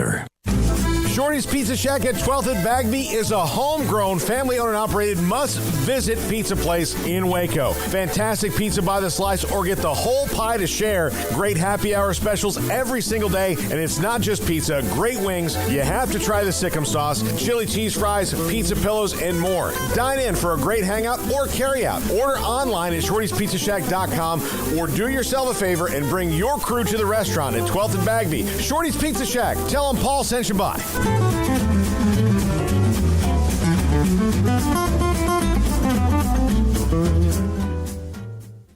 Brad Boozer, Boozer's Jeweler, joins us on Sikkim 365 Radio. This is a great time for your business. Exactly. And one other thing we do that a lot of people don't know is we buy jewelry, heirloom pieces, gold, silver bars, gold bullion, watches, anything you may have that you want to. If you don't want to use it and remake something like I did in a state yesterday and I looked at 35 pieces, well, they're probably going to sell me back 30 because it's something they're not going to wear, nothing to use. So if you're looking to get a few bucks or to sell something or something you just don't wear anymore, I make my wife go through her jewelry box about every 6 to 8 months, and the things that she doesn't wear on a daily basis, this sounds horrible, but I take away from her and then I'll put in my estate counter, but then that gives me the chance to rebuy her something new moving forward. Instead of looking down 20 years down the road and you have 300 pieces of jewelry, it's something to refresh and make her buy something new along the way. You want to know why they're successful? Brad Boozer, the owner of Boozer's Jewelers on the corner of Valley Mills and Lake Air in Waco. Riverbend Liquor and Wine, Lakeshore Drive, North 19th Street, right behind the bank, is a hidden gem in Waco. If you're a fan of bourbon, especially local Texas bourbons, that's where you gotta go. Balcones, TX, Devil's River, whatever it is, they've got it. Riverbend Liquor and Wine, plus the best selection of craft beers in Waco, seasonally churned out throughout the year, whether it's spring, summer, fall, or winter. Riverbend Liquor and Wine, best selection of craft beers, a speedy drive-through window, and excellent customer service. Find out more on Instagram or just go by and see them. Lakeshore Drive at North 19th Street behind the bank. Welcome back to Sikkim 365 Radio. And Prescott on the keeper, walks in, touchdown, Dallas. It's time for our weekly segment with Mickey Spagnola of DallasCowboys.com. Brought to you by the First National Bank of Central Texas, with 5 locations to serve you. Mickey Spagnola, DallasCowboys.com, and his regular weekly spot here, Thursdays at 4:30. And Mickey, OTAs are going on right now, and again, we can't glean a lot from them, but one of the things I think it kind of presented an interesting hypothesis is that, Tyron Smith not participating because of a, low back discomfort, which Cowboy fans have become used to Tyron Smith missing some time. But now, given the left guard from last year is gone, the swing tackle from last year is now the right tackle, and the right tackle is also gone, and the shuffling they have in the offensive line with a rookie and Tyler Smith, what do you think they will do at that swing tackle position, or at left tackle should Tyron Smith prove to be out long term? Well, I think for a swing tackle position, they're going to give their 5th round draft choice, Matt Waletzko, an opportunity to win that job. They think that he has the ability to swing left or right. And so I think that for a swing tackle, they're going to give him that opportunity. And, if it looks like it's not working out or they're losing confidence in a rookie taking that job, they'll probably go ahead and do the same thing they've done before and sign a 1-year over-the-hill veteran just to help out. My feeling on Tyron Smith is if I can get him for 13 games a year, 14 games a year, that's probably better than anybody else I can find to put there at this point. So I can put up with that. So I think from a short term, it's a it's a swing tackle that's maybe a young guy if he's good enough. Now, if it's a long term deal, then they're going to have to really look at it. Is Tyler Smith, their 1st round pick, better at moving in and playing guard, or can he handle taking tackle? Now, putting a rookie at tackle, left tackle, that's a tough chore, because if you remember when Tyron Smith came into the league, his first year, he was a right tackle. When Lale Collins came into the league, his first year, he was a guard. Then they moved him to tackle. So, yeah, it's a little bit unsettled right now. And even when they started off yesterday, or at least the practice we got to see yesterday, they do this all the time. Even though Tyler Smith is the 1st round pick, when they went out there with the first offensive line, it was Connor McGovern at left guard and Tyler Smith coming in with the second team. And they just do that for deference to a veteran and make the young guy have to win the job, not just hand it to him. Mickey, who do you think will be the Dalton Schultz of this year's team? And Dalton Schultz has a couple years of this now, but early on reviews on Dalton Schultz when he had to start due to injury were kind of mixed because he clearly had kind of been forced into that role and wasn't ready yet. But when he was all of a sudden the starter, he turned into a very, very productive tight end for the Cowboys. Who do you think is a guy that has that potential to, when forced now into a starting role or put into starting role, that will flower, blossom? Well, if we're looking at offense, I would think one of the guys that I think has an opportunity, and I don't know if you want to consider this as a starter or not, because he's going to maybe be the third wide receiver. But I think their third-round draft choice, Jalen Tolbert, from what I've seen so far, and you know what, he was banged up and wasn't in the OTA practice yesterday. But from what I've seen, from what I've learned, he's got an opportunity to maybe blossom into that third receiver for them. And maybe with Michael Gallup, probably missing the first month of the season, he has an opportunity to be the third guy. I think James Washington, who, by the way, this wasn't a good visual at the OTA practice because we know Gallup wasn't going to be there, right? Thought James Washington would move in as the second receiver. Well, he shows up in a darn walking boot. He's got a strained tendon in his foot, and so he wasn't in that practice. And it's like, okay, well, that means Jalen Tolbert will step in and kind of be the second wide receiver. Well, he was with the trainers on the resistance cords. He had a sore hamstring, I think it was. And so they were down to Noah Brown and Simi Fehoko, who didn't play in a game last year, as they're along with CD as the top three guys. But keep an eye out for Jalen Tolbert to be a guy that can blossom. And I don't know, as a third receiver, if you can catch 30, 40 balls, the bigger question is CD Lamb going to be capable of being the number one guy? Now, the numbers say he should be able to, but it's easy to be the number two guy or number three guy when number one's getting all the attention. Now, what happens when you get all the attention as number one? Can you handle it and still flourish as he did last year in a Pro Bowl season? Mickey, were you as impressed, or did Marquise Bell stand out to you the way that he seemed to stand out to quite a few people who attended OTAs? Well, let me tell you one thing about this. I was impressed with him in the rookie minicamp. Okay. And I took one look at this guy, Craig, and I go, he's a safety? He looks like a linebacker to me. Now, he's 6'2", 212, so that's not linebacker dimension, right? But the way he's built, and then if you look into his history, he was one of only 4 HBCU athletes that were invited to the Combine.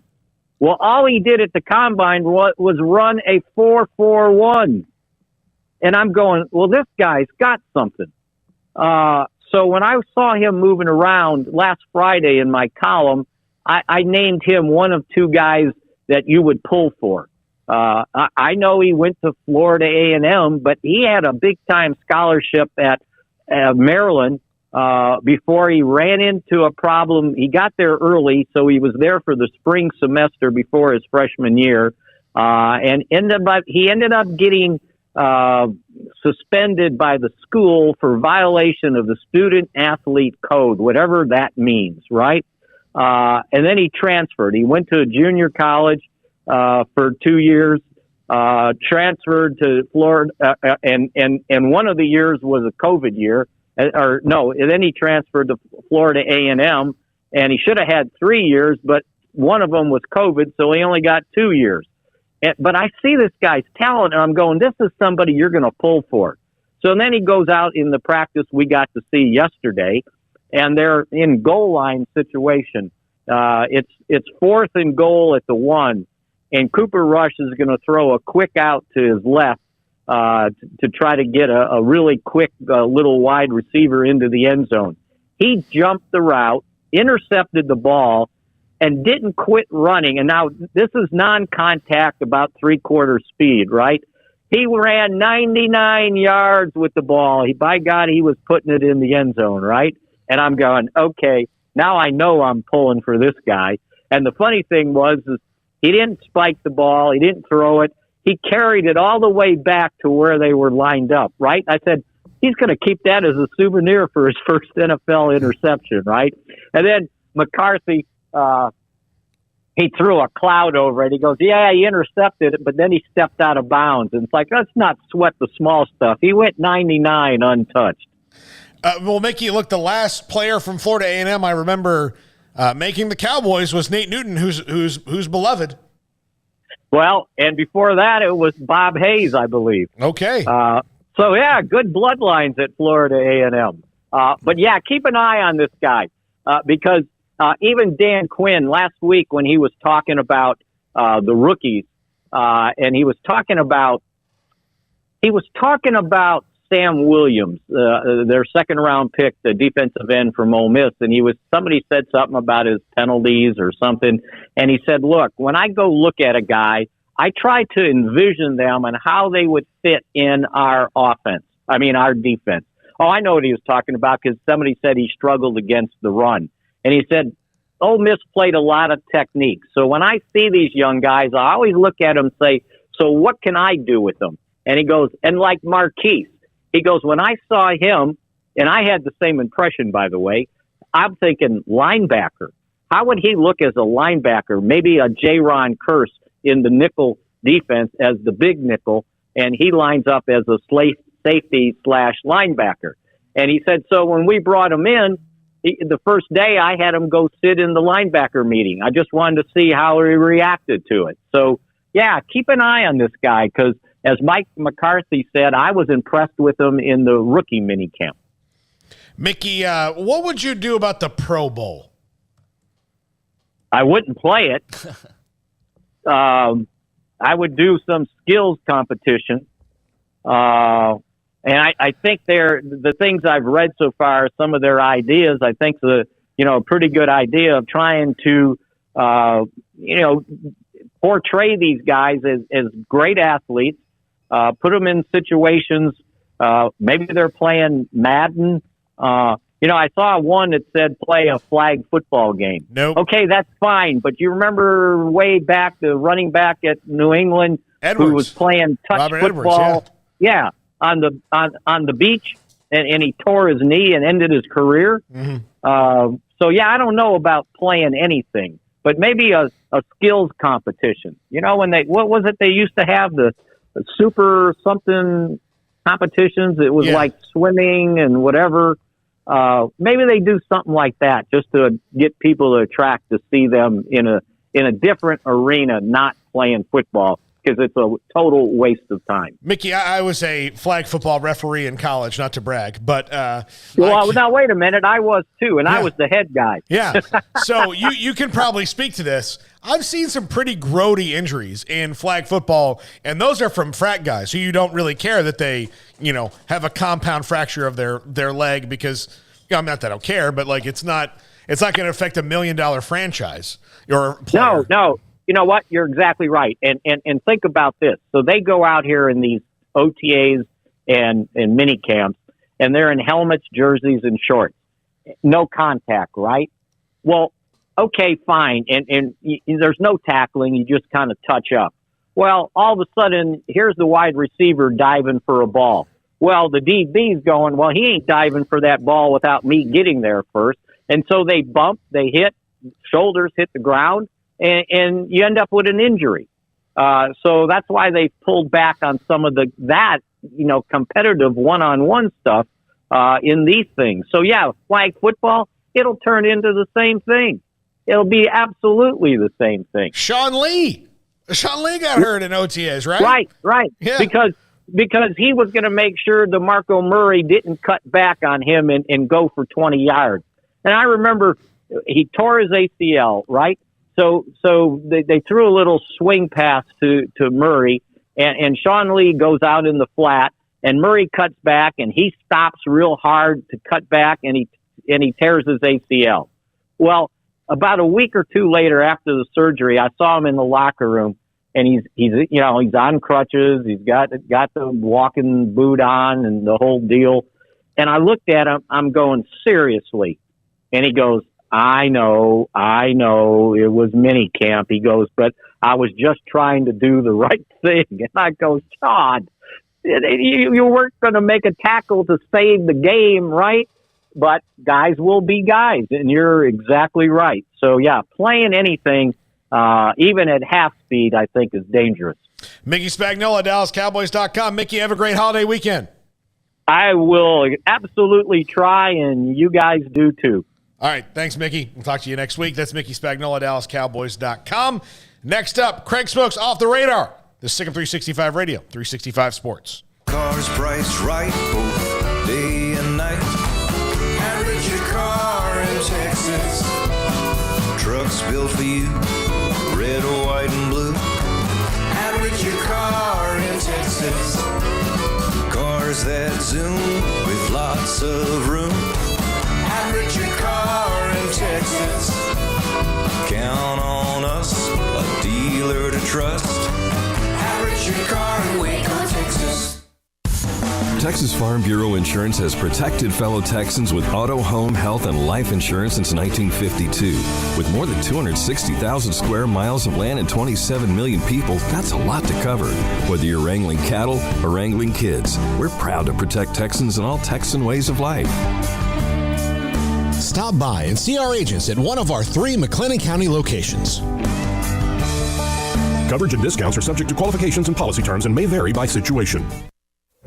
Stepping into a new pair of boots is great, but stepping into the boots of a U.S. Army officer can also add confidence and leadership skills to your son or daughter's career path. There are more than 150 occupational specialties to help them find the best fit for their future.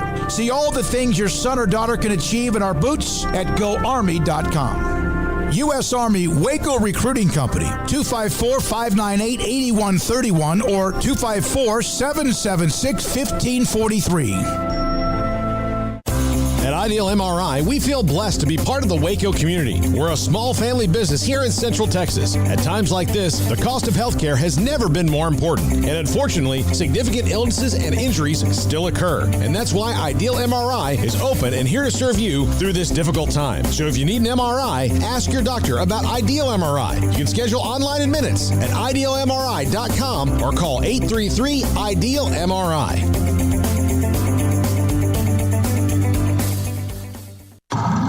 It's plain and simple. Waco Custom Marketplace is the one-stop shop for what you need for tailgating, from charcoal, cold beer, and wine.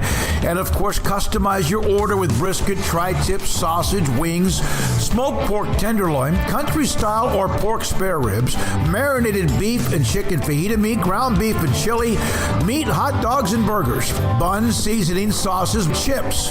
There's fresh baked bread and kolaches every day, breakfast sausage links. And you can also customize your favorite cut of steaks from Select, Choice, or Prime, bacon wrap fillets, ribeyes, New York strips, sirloin, T-bone, and porterhouse.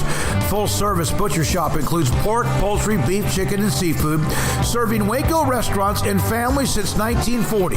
Your one-stop shop for beef, pork, poultry, and seafood needs. Waco Custom Marketplace, 425 Lake Air Drive, or WacoCustomMarketplace.com.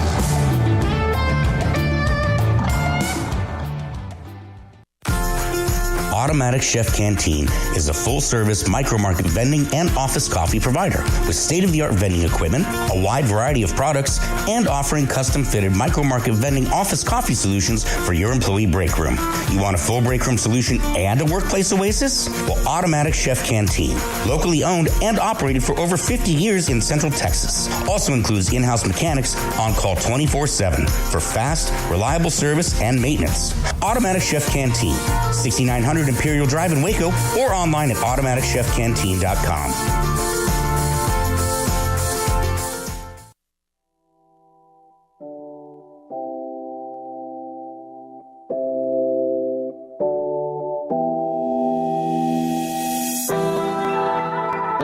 Welcome back to Sikkim 365 Radio. It's time for Craig Smoak's Off the Radar. Brought to you by Pickup Outfitters. Since 1997, we've been outfitting trucks, SUVs, and vans at 220 Lake Air Drive or createacommotion.com. All right, welcome back into Sikkim 365 Radio. Craig Smoak, Paul Catalina. Got the good folks behind the scenes as well. And this is a segment for those just tuning in where basically I'm going to still have some college football. That's always going to be our bread and butter, but just random stories. Some of them kind of off the radar as intended, but then sometimes there's not stories that are just wacky at all moments. So if something's going on in Hollywood sports related, like a new sports movie, we'll talk about it. But all the other notes that we might not get to in our general discussions, I try to cover here. And one of those is going to be a little bit of breaking news, it appears, for Texas Tech if Jack McKenzie is right, and it looks like he is. Texas Tech basketball, Mark Adams and company, here in just the last couple of minutes, apparently receiving the commitment of 5-star forward Elijah Fisher from Crestwood Prep in Toronto, Ontario, Canada. Had offers from Kansas and Kentucky and Florida and Oklahoma State amongst a boatload of others, but 5-star top 25 player in the country and top 5 strong forward as well. And he is now committed to Texas Tech. So 5-star for Mark Adams and the Red Raiders, as they will dabble in the transfer portal, but their recruiting is going pretty hot right now too. So that's a big pickup for the Red Raiders. Yeah, and we'll see how they did get a little rated in the transfer portal, but a coach like Mark Adams can kind of control, alt, delete that, and I think be fine. I think that, especially the style they play, look, they get a 5-star, that's going to be ultimately great for them, but he can win with 3 stars. Like he's going to get the maximum potential out of everybody most of the time. Yeah, and apparently he's going to reclassify as a member of the 2022 class. So there you go, Texas Tech fans. Elijah Fisher signing with Tech basketball, 5-star. Big-time pickup for them. Elsewhere, we got a few different college football notes going on at the moment. This is interesting timing. It has to happen at some point, but what is one of the main things you hear whenever you start hearing people talk about capping NIL deals, which I don't agree with, even Lane Kiffin suggesting that. I don't agree with that. I think it's more about, no, let's not cap the money that can be made. Let's cap the number of transfers you can make, or let's cap the fact that you sign somewhere and you can't leave within 6 months of that deal. Yeah. That's kind of what you're looking for. But the big argument that proponents of having any type of rules for athletes usually bring up is what? Coaches' salaries. And right now, looks like Georgia is, according to Mark Schlabach, close to a long-term extension with football coach Kirby Smart, reporting that earlier today. Of course, coming off of the national championship and the first in decades for the Georgia Bulldogs. And it will be interesting to see where, he kind of falls in line as far as the top pay goes, because I don't see any numbers for this new deal that's apparently getting close to being finished. But he had signed a 7-year, $49 million deal back in May of 2018. Just a few things have happened since then, Sugar Bowl win, national championship win, several first-round picks, blah, blah, blah. But Kirby Smart, not that we thought he was going anywhere anyways, but it does look like he's getting close to a long-term deal with Georgia. Yeah, and look, he's going to get a statue. He's going to get everything there at Georgia because he won something. It was 41 years, whatever it was, between national titles at a place that, I'm sure in 1980 thought that was going to happen a lot. Oh, yeah. And it just didn't. They got close, or they'd get, they're the next wave. They're right there knocking on the door. And nobody was like that other than Georgia, maybe consistently through a couple of coaches over that 40 years. No, over that time period, yeah. Recently, I'd say Oregon has kind of been one of those teams knocking. even Oklahoma, to an extent, has knocked a bunch and haven't been able to open that door back to the national title since 2000. But, and that's what's I'm sure most of our listeners out there, for the younger folks, they'll learn this soon enough. They'll learn this in the next few years. But is it not wild? I know Garrett's in our kind of age wheelhouse, too, when you hear 1980, and then you hear that was 40 years ago. Yes, it's the year I was born. That was the year I was born. That was like 10 years ago. What are you talking about? Yeah, that was the year I was born. So, I feel it every time I hear, that didn't happen since 1980. Well, 4 decades was 1980? Like, what? That just blows my mind when I hear that. But Not only that, when Georgia had won that day, I was still not born. I was gestational. Well, they did finally break that streak, obviously, and Kirby Smart's going to be rewarded for it. So we'll see what the final deal is and what those numbers look like, and then how that plays into the argument about coaches' salaries and players getting paid and all of that. And it's a valid point to bring up. In terms of coaching staff news, the University of Miami bringing back one of their all-time great players and bringing him onto the staff. You sent this to me, Paul. Alonzo Highsmith has been with the Seattle Seahawks. He was a scouting executive for the Seahawks organization, but now is headed back to his alma mater, hired as the Hurricanes general manager of football operations. He played there from 83 to 86. He's a member of their Hall of Fame and was a very good player, and part of their big moments in the 80s, like the 84 game against Nebraska and various others. But I think we're going to, we see this. We've always seen guys kind of get folded back into the program, but now you really see these staffs with a general manager. Football operations is becoming more and more of a thing, and then now GMs and things like that. Alonzo Highsmith, general manager, of football operations for his alma mater, Miami. He's been here scouting. I know he scouted for the Packers for a while, and then the Seahawks. And back at Floyd Casey Stadium one time, I sat down and I in my spot and turned to my right. Maybe it was Floyd. I don't know. Maybe it was after, but sat down in my spot and turned to the right, and I was like, "Oh, hey, I'm Paul Catalina." He's like, "Alonzo Highsmith," and I think the next words I said were, "Oh no." Oh, awesome. Sweet. Sweet. Nice to meet you. And then he was great because I would ask, a lot of times, sometimes scouts sit there very quietly and take notes, and you can tell they don't want you to talk to them. Other times, they want you to talk to them because their life can get kind of tedious. So I'll ask them, hey, what do you think of this guy? He gave me copious notes on a player one time. That's cool. In about 3 minutes, and I was like, man, this is great. Yeah. So, see why you are where you are, right?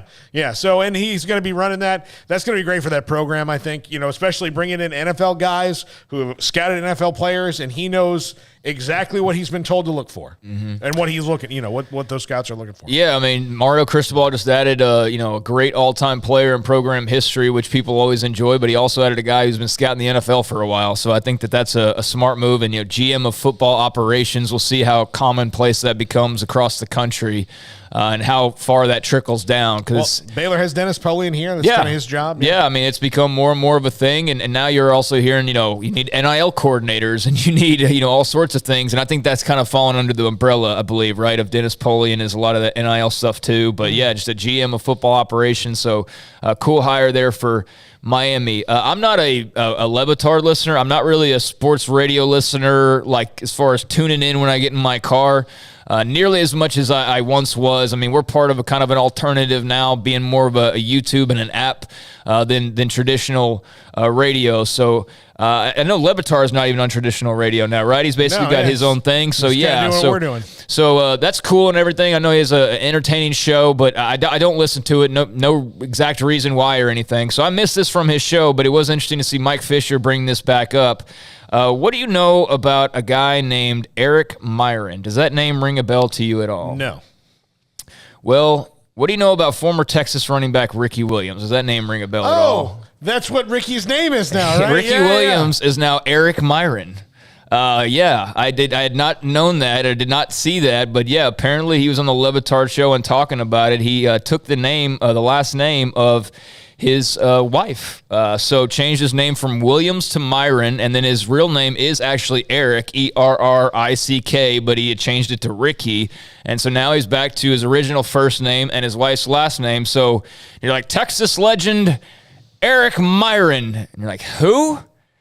Ricky Williams, that's who it is. So that's just kind of funky. And I wonder if they would still introduce him as Eric Myron at a UT game, celebrating the 30th anniversary of his Heisman or whatever, or is it going to be Eric Myron? Do you change the record books? Because it's legally changed. Yeah.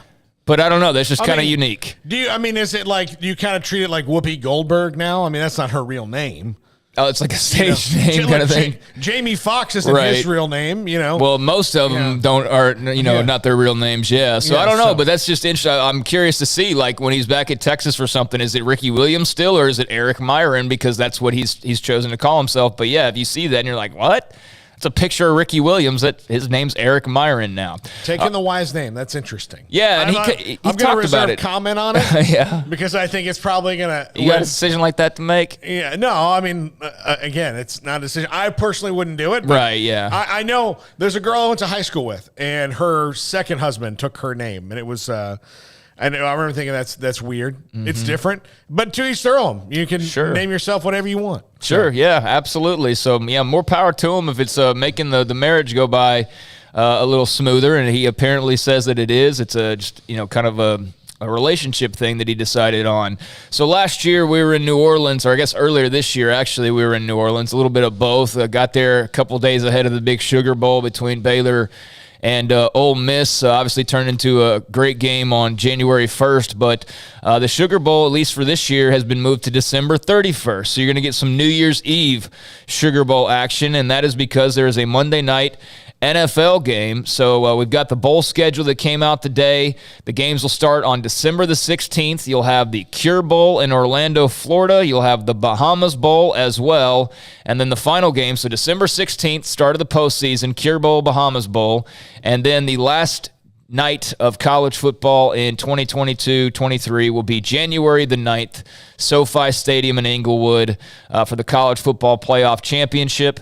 So starting on December 16th, ending on January 9th, and the playoffs themselves, as I mentioned, the Sugar Bowl moving to December 31st. The Peach and Fiesta will also be held on December 31st. So that's going to be a very active New Year's Eve day, New Year's Eve night for college football fans. Yeah, I just wonder where we're going to be. Who knows? Yeah. Who knows? But, January 1st is on a Sunday this year, so that's throwing it for a little bit of a loop. But, yeah, that's the basic schedule for bowl season and when we're going to start December 16th through January 9th. And then semifinals, Peach and Fiesta, plus the Sugar Bowl will all be on Saturday, December the 31st as we change the calendar to 2023. The Rose Bowl will be a 4 o'clock kickoff on January the 2nd. And then we'll have an NFL game right after that. So that's going to be cool. I mean, we're going to get, it sounds like on paper, we're going to have just football there wrapping up 2022 and starting 2023, which I'm all for that. Yeah, me too. That's going to be great. Zion Williamson has been cleared to play next season and did not play at all this year, but apparently he's finally gotten some good news from his doctors. He's been cleared to return without restrictions after missing all of this last season. He's been cleared to go through off-season workouts, and he obviously was dealing with the broken metatarsal in his foot. That occurred during his workouts last summer. There was a lot of will he, won't he play all season, but Zion, who just a couple years ago, if you'll remember, and everybody does, was the biggest thing in basketball, the next big thing, the next whatever, the next LeBron. And we've barely even seen him at this point. But for those Zion Williamson fans out there, he is close to getting back to action and has been cleared. Just a couple more notes. Or do you have something on that? Yeah, I would just say that I think Zion Williamson has played 85 total games in his NBA career in 3 years. Yeah, that's not a lot of bang for your buck. Yeah, that's a whole regular season and 3 games of a 7-game playoff series that you could have gotten out of him. Yeah, that's not a lot. They'll of course want him to finally hopefully look the part and be able to stay the part coming up this next season. But that is some good news for the Pelican fans out there. Just a couple more notes. SMU with a big facilities announcement. They're going to build a $65 million training complex in the south end zone of Gerald J. Ford Stadium, 165,000 square feet. 3-story building, new locker room, new weight room, an auditorium, and meeting rooms, and they are planning on having this done, I believe, by the 2024 season. So you can look at this a couple of different ways. One, just, elevating your program and sharpening the iron and, making things nicer, and they're clearly very much invested right now at SMU. The big hire of Rhett Lashley following the success of Sonny Dykes and even Chad Morris to a lesser extent. But facilities may not be the whole let's go have colored waterfalls and all of that like it used to be, but you still got to have some nice facilities for the most part. And SMU trying to up their game. And I do, too, wonder if, it's also like, hey, Big 12, look over here. Like, we're keeping up with the Joneses. Like, look over here. And it's a move that's probably necessary, but also a smart move for the future as well. The 4 schools that we reported as, the next possibilities if there was a phase 2 of Big 12 expansion were Memphis, upgrading the Liberty Bowl. Mm-hmm. Boise State working on upgrading not only football but but basketball facilities. USF talking about building a stadium on campus so they don't play in Raymond James anymore. And now SMU, which has a really nice stadium in Ford Field, especially for a school that size, now getting in the football facilities game. So they're all just making sure they get noticed. Yeah, a little bit. I mean, and if nothing comes of it, then at least that, if the 12-team playoff happens and you stay in the conference that you're in, you can, kind of hang in recruiting a little bit better because you can say, like, look at this. It's just as nice as anybody else's. Yeah, absolutely. So smart move on their part, probably needed as well. And who knows, maybe it does help them show others of interest out there that, like, hey, yeah, we're ready to play a bigger brand of ball, and maybe that's enticing to the Big 12, depending on how the next couple of years shake out. Just a couple more notes here. Were you a fan of Moneyball? Yeah, the book, yes. The movie, okay, yeah, I liked it. The baseball strategy as well? Sometimes a little overrated if it's applied in the correct fashion. Right. It was just interesting. Jeff Bagwell was sitting in on a game on AT&T Sportsnet Southwest. The Astros were playing, and he got onto the topic of Moneyball and the 2002 Oakland Athletics, and he said, I just think Moneyball is a farce. And he went on to say they had the 3 best pitchers in baseball. You could have stuck anybody out there. My son's 15-year-old team, they could have been out there with those 3 pitchers, and they get all this hype. I don't know, whatever. So he talked about that. Then he went on to say the Braves won for 15 years with Maddox, Smoltz, and Glavine, mixed in some other great starters around them. They had to score 3 runs a game, and they won 15 years in a row. Why don't they call them the Moneyball team? And that was kind of the basic gist of it, but there was Jeff Bagwell on the Moneyball. Now, he's not completely wrong, but they did draft Hudson, Mulder, and Zito. They drafted all those guys. So they had them on rookie contracts, which are lower than overall. But what happened to Mulder, Zito, and Tim Hudson when they priced themselves out of the A's? They were no longer Oakland A's. Mm-hmm. I think that the Moneyball strategy, and it's great for that season and the couple years that the A's stayed in contention by doing it, but they never won a World Series doing it. No. Never once. So it doesn't work. Now, does it work when you can apply it like as a partial strategy to help you get through some times where maybe you're a little cash strapped? Yeah, you can find some good players by doing that, but to apply it wholeheartedly to a full 25-man full-time roster, no. Yeah. It doesn't win you World Series, and the A's have proven that. Yeah, they have. And in closing, here's a little preview of tonight NHL playoffs. Got the New York Rangers at the Carolina Hurricanes. That series is tied at 2. That's a 6 o'clock face-off. And then Oilers looking to move on to the next round, taking care of the Flames so far in this series. Oilers up 3-1 in a battle of Canadian teams. They'll be at Calgary tonight looking to close it out on the road. That'll be an 8:30 face-off. And, of course, got the old Dallas Mavericks and the clinging to life. Yeah. I mean, the other night was good, but yeah, no, the other night was great. They fought backs against the wall, and all of that jazz was good to see a little bit of a response from that bunch. But, later on tonight you'll have Mavs at the Warriors. So that was one thing, though. They had the Dallas crowd, behind them, and I do think that that's mattered. But that'll be in San Francisco, 8 o'clock on TNT. So we'll see if the Warriors move on or if the Mavs make this a little bit more interesting. As of this moment, it looks like the Warriors are about close to 6+ point favorites in tonight's game, being at home. But there's a few things off the radar. And while we have it in this segment before we go to break, rest in peace to Ray Liotta. Yeah. Legendary actor, Field of Dreams, Goodfellas, lots of stuff, tons of stuff. I heard this about Nicolas Cage because he had that movie that came out recently where he kind of played a heightened version of himself, which I can't wait to see. I haven't seen it yet, but I've heard really good reviews about Top Gun good. Maverick and of that as well. But Top Gun's getting some. Yeah, Top Gun. But Nicolas Cage, in spite of all the kind of corny straight-to-video movies, that he's done, has said he's never phoned it in. And I totally believe that about Nicolas Cage. And I think that was very true about Ray Liotta as well. Sure. A guy who never phoned it in, even if the movie wasn't that great.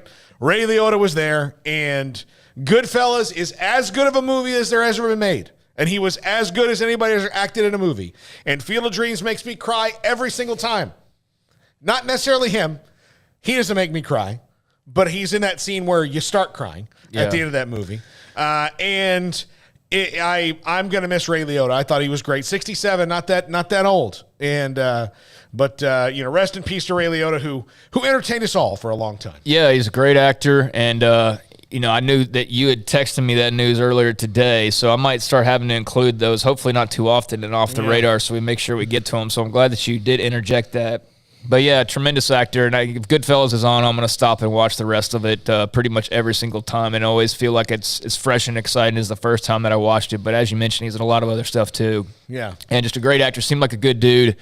And, that's too early, too soon, and too unexpected, I'm sure, for his loved ones. So, yeah, R.I.P. Ray Liotta. Yep. All right, that's going to do it for that. Greg Shaheen, we had him on the show yesterday, and we also had Adam Flagler back-to-back. So we had to cut some of our questions off. Smokey recorded an interview with Greg last night. It's very lengthy. It's very in-depth. That is coming up next. Greg Shaheen, former NCAA executive vice president. He tried to warn everybody. Yeah. Tried to tell everybody what was coming, and they wouldn't listen. They just refused to acknowledge reality, I think is one of the ways that he put it, right? Yep. And he was there. He was the guy in the disaster movie saying, listen, the asteroid's coming. And the NCAA was the, chief of staff's like, you can't see the president. Yeah. You can't go. No, we're not going to do that. Not going to happen. But he was right. And everything he has said has come to pass with NIL and transfer portal and all of that. Greg Shaheen with David Smoak. That's next. Signal 365 Radio, 365 Sports. Richard Carr, Buick GMC Cadillac. They are the people that you can count on. And I'm actually going to be over at the dealership here in a couple weeks after, golly, it's been like 3-4 months since I had a little fender bender action. And I've been waiting this entire time because you've got the supply chain issues, you got dealerships that are super busy, and Richard Carr, they stayed busy over there as well. But I am looking forward to getting my car into Richard Carr here in the next couple of weeks and getting my side that's all dinged up, getting that fixed up. And I just had to do that a few months back. Had a road rage situation, not me, but some guy just mad at life, I guess, decided to ding my car because he couldn't get over in the fashion that he wanted to. That all got squared away from my good insurance and all of that. But all of the stress and everything that came with that situation melted away when I went to Richard Carr because they have just tremendous customer service. And I knew as soon as I got my car over there that I was in good hands, and I didn't have to worry about getting price gouged. I didn't have to worry about them not doing the job well enough. They're tremendous people over there. So I'm looking forward to getting my car back there in the next couple of weeks. But if you're looking forward to buying a car, whether that be a new or pre-owned vehicle, or if you need something to get worked on your car, trust the people you can count on over at Richard Carr. New cars and trucks are arriving weekly. You can call or go online for current inventory. You can go by the dealership to buy or build your perfect vehicle as well. And you can also, whether by calling or going and seeing them in person, get your name on the inbound vehicle list. And basically what that is when new cars arriving a little bit slower than the used models because of said supply chain issues, you get your name on that list, and it's basically like signing up for a product. Get your name in line, and the sooner you do that, the sooner you will get your vehicle when it arrives when it comes to new Buick GMCs or Cadillacs. If you need a car today, you're not looking at waiting, you just need a ride that you like and that you're comfortable with, well, they can get you into a car today. They've got dozens of quality pre-owned cars and trucks. All of them go through a 172-point inspection, so you can drive them with one of the most important things when you're driving, peace of mind. They will hook you up there and pay top dollar on your trade with dozens of lending options. They love to say yes to loans when others say no, so go online or come by to check out the inventory today. They've been serving people for over 23 years in Central Texas with award-winning service. Their collision and service center, Richard Carr, is a dealer you can count on for a great deal and superior service. So trust those good local people. Richard Carr, run by proud Wacoans, proud Baylor Bears. Log on to their website today, richardcarr.com. Call now or go see them now off Highway 6 at the Imperial exit. Baylor University is where lights shine bright. So, let there be light. Let there be roommates and teammates, scholarship and championships. Let there be fresh starts and new traditions, fast friendships and lasting impacts. Let there be laughter. Let there be joy. Let there be light. Baylor University, where lights shine bright. Brad Boozer, Boozer Jeweler, joins us on Sikkim 365 Radio. I've seen people walk in there. First of all, you have so much to show, whether necklaces, bracelets, rings. You have the watches. You have numerous great watches as well. You really have pretty much everything, don't you, when it comes to jewelry? That's correct. Kind of a one-stop shop and all. And the fact that we have the 2 jewelers on staff, the repairs we can do, the fixing of your jewelry, and the remaking of any jewelry has really set us apart from anybody else. You want to know why they're successful? Brad Boozer, the owner of Boozer's Jewelers on the corner of Valley Mills and Lake Air in Waco.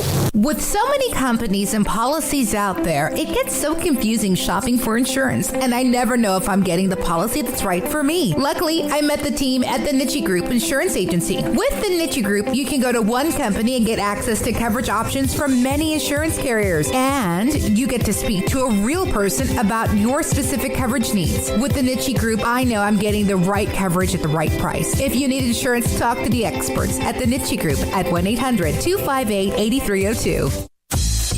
Baylor Scott and White, Southwest Sports Medicine and Orthopedics. The team physicians for Baylor Athletics, diagnosing and treating all sports-related injuries, including concussions. These specialists also provide orthopedic services for athletes and non-athletes alike, whether it's knee or shoulder pain, hand or wrist injuries, orthopedic spine care, and even an arthritis and total joint clinic. Trust the doctors Baylor Athletics trusts. Baylor Scott and White, Southwest Sports Medicine and Orthopedics wants to get you back in the game.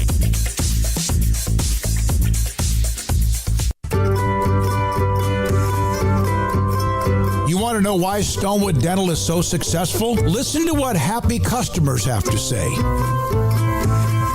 It's pleasant. It's different than any other dentist office. I really feel like they care. And it's not that you're here for 2 hours waiting on someone to take care of you. It's quick and easy, and I bring my kids, and my kids love being here too. They really love the treasure box. Staff is really nice and accommodating, real friendly. You feel more like home. It's not sterile looking. Everybody has their own personalized rooms with decorations and decor, and they'll even have a blanket for you when it's cold. I've recommended people to actually come here, and they are patients now. I really love it here. It feels like family. Learn more, stonewood-dental.com.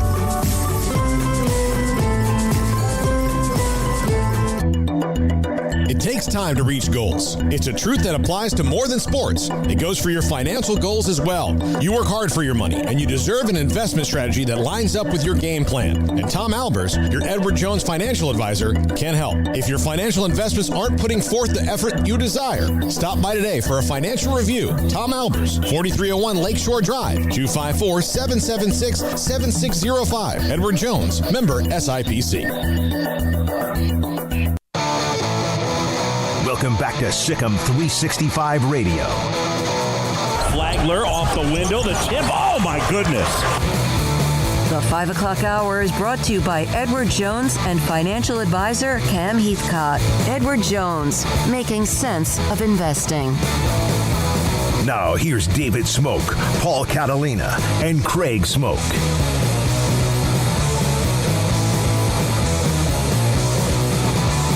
Shaheen, former senior vice president of the NCAA, with us on Wednesdays, Sikkim 365 Radio, 365 Sports. But just a couple more questions that we'd like to get to you, Greg, with all your experience and insight. One of them was, the NCAA seems to take all the hits, but should they be the ones taking the hits, or the NCAA member schools? Well, in a way, it's one and the same.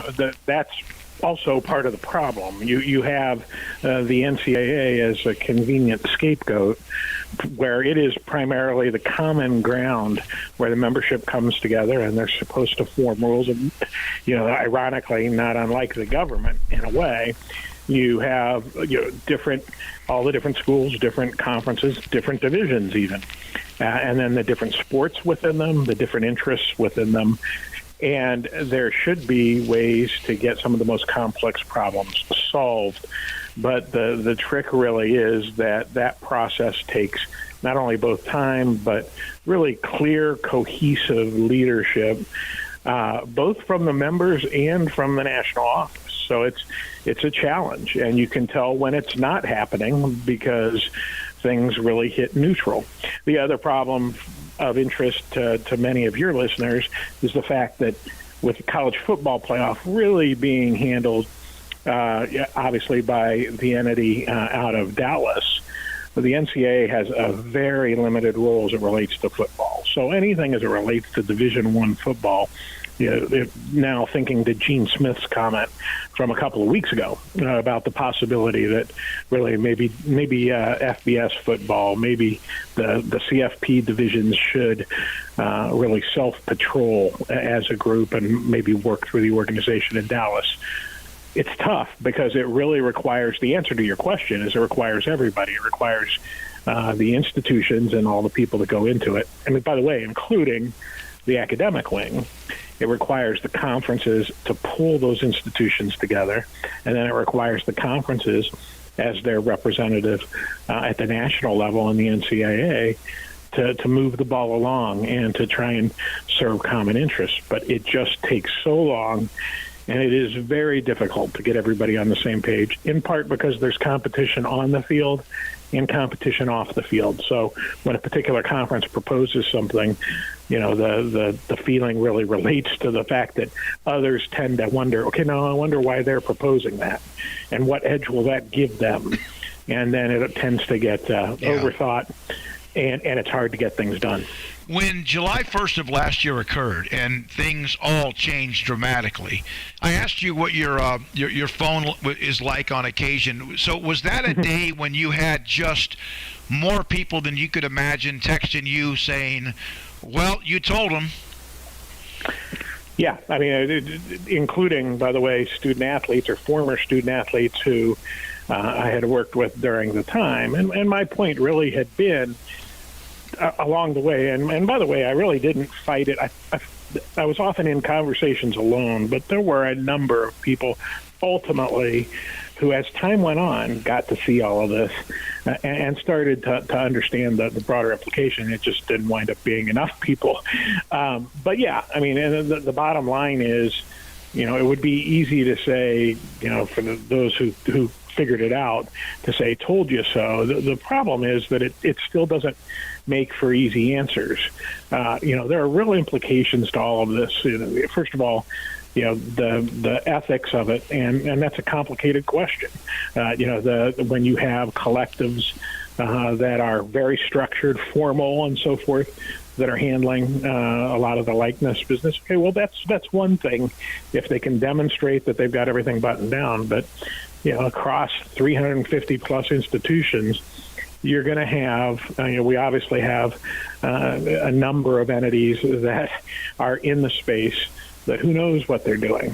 And and then it became ironic in the last 90 days to all of a sudden hear and read, well, we need to look into all of these deals as they're happening, because I don't know exactly what we expected. I mean, if you literally say to your institutions, follow your state law if you have one, otherwise here are the minimum standards. I don't know exactly how we were, expecting things to go. This is the kind of, I guess, disorganized chaos that can happen when there's not a thought-through structure that works for everyone.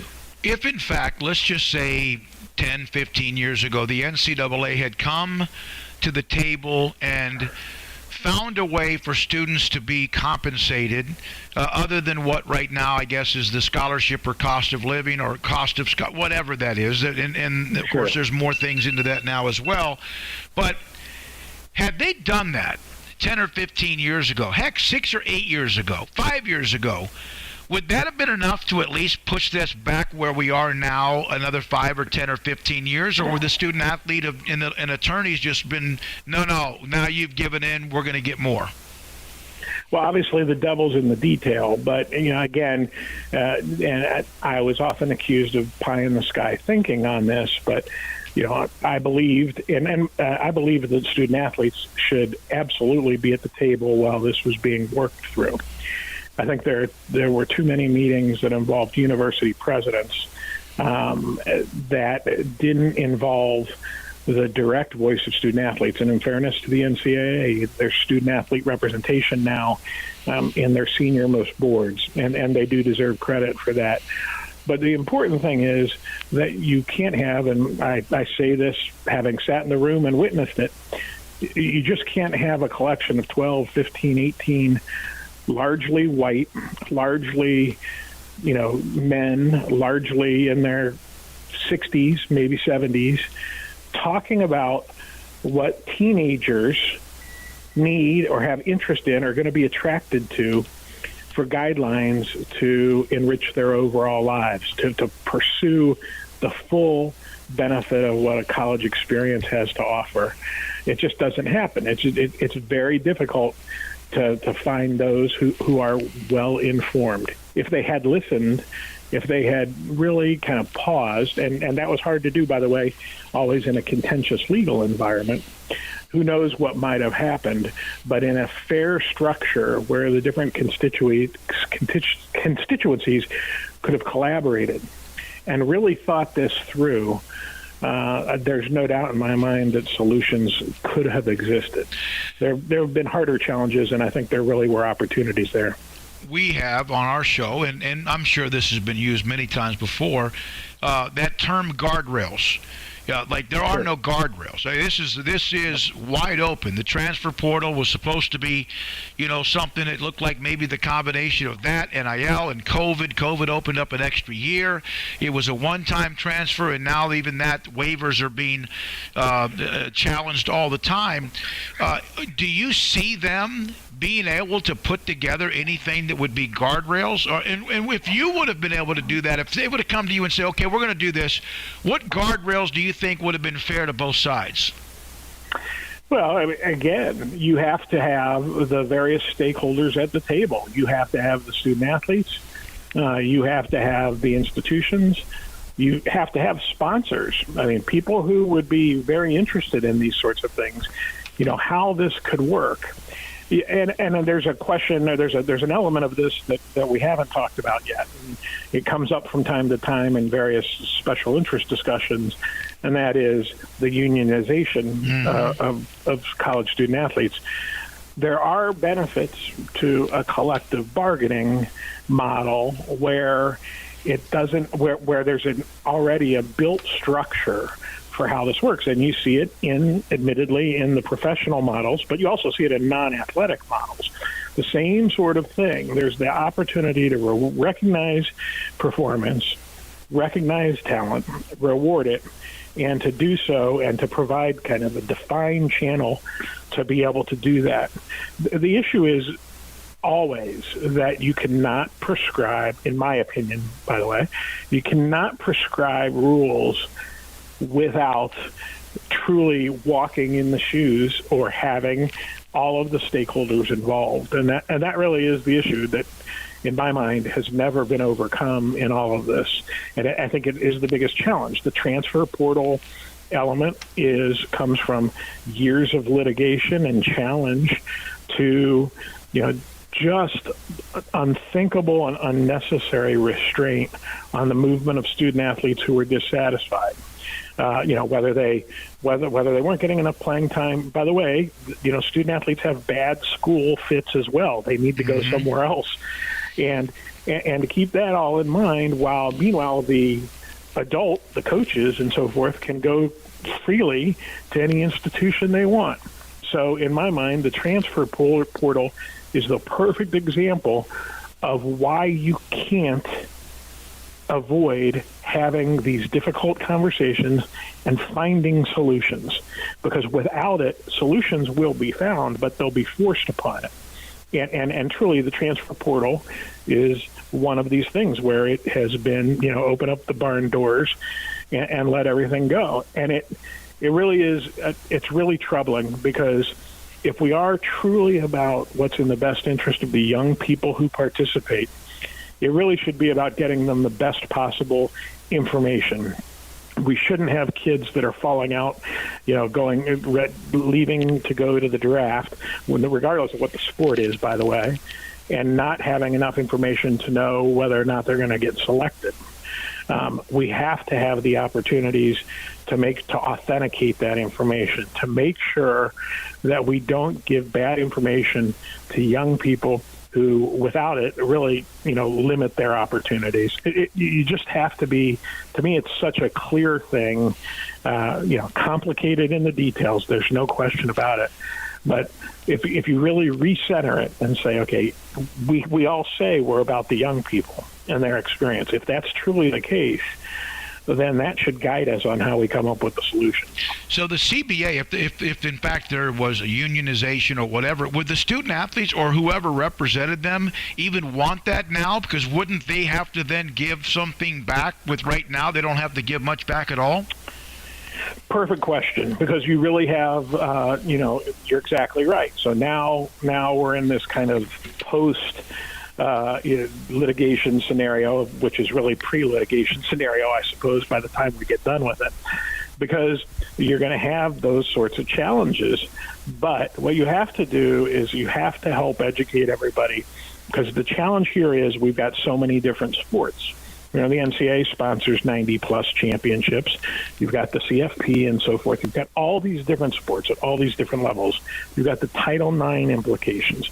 So you have all these other standards. You have the fact that there are, all these other sports outside of football, basketball, baseball, softball, and a handful of other championships that simply are, they're the Olympic sports. They often don't have, they're not financially positive and so forth.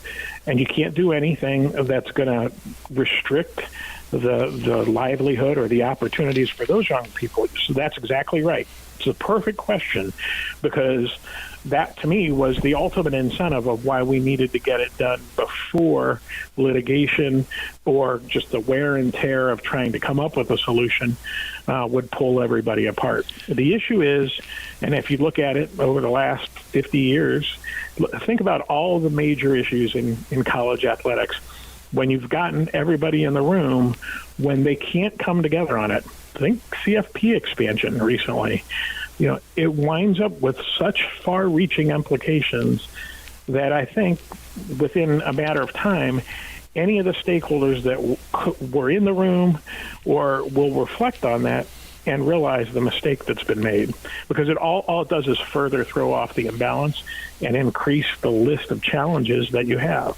So you're exactly right. So now what it would take to do a collective bargaining agreement would be educating. And by the way, that's just one of many solutions. But the idea of it is it makes sure that there's a baseline of everybody being taken care of.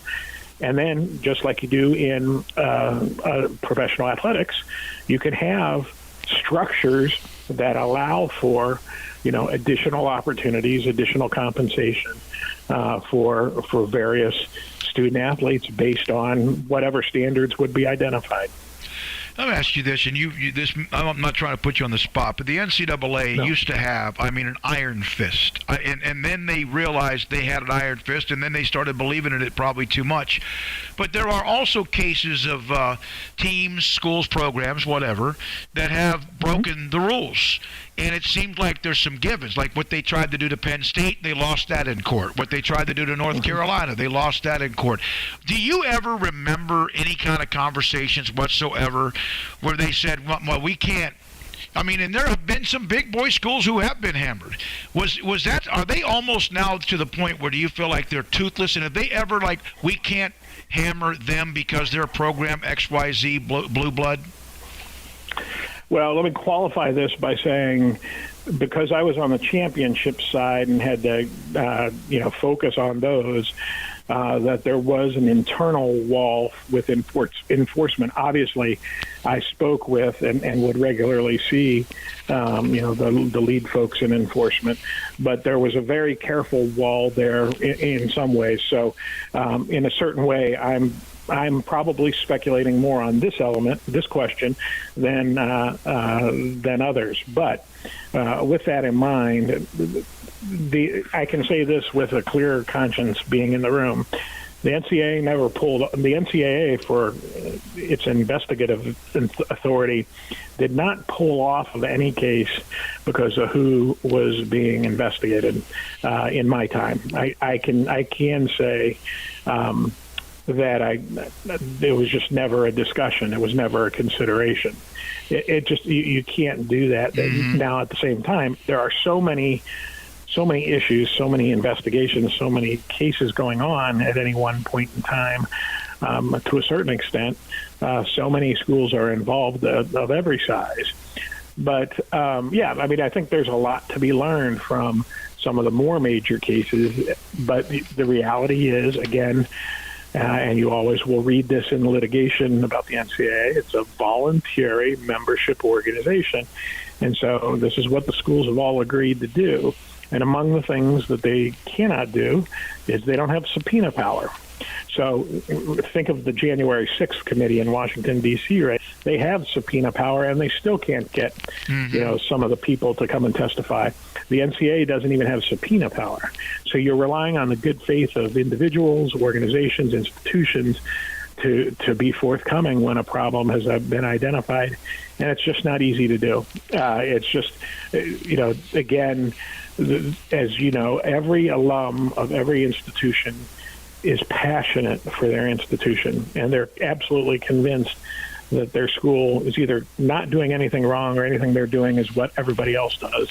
And they're also convinced that everybody else is doing far greater sins or committing far greater sins than they are. And so it is just, it is a business that if you're not careful, if you don't kind of bring people together with the right kind of commonality, it chews itself up. And in my opinion, having been very deeply in it, and then kind of working now on the outsides with institutions and so forth, I really do believe that that's what's happened here. You have an industry, a business that, despite its rampant success, it's chewing itself up.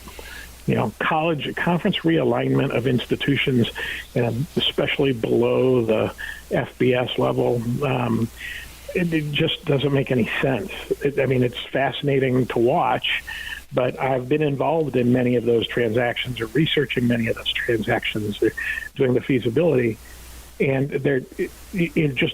those schools, those institutions think they're moving on to another conference that's going to give them some dramatic benefit, and it very rarely, in my mind, pans out. There may be a better fit geographically, that can make sense, certainly, but if you're really looking at very similar conferences, the kind of moving of the chess pieces below the real revenue conferences at the FBS level, very, very hard to see the justification in it, but I think it is a reflection of what's going on in the industry these days. Greg, again, Shaheen with us, former senior vice president with the NCAA. One more question about the NCAA. Then I want to get the connection with you, Scott Drew, Isaiah Austin, and Baylor as well, which is a great story. Sure.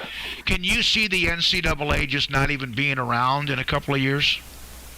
Well, there will always have to be some organization, and I don't know that starting from scratch makes a whole lot of sense.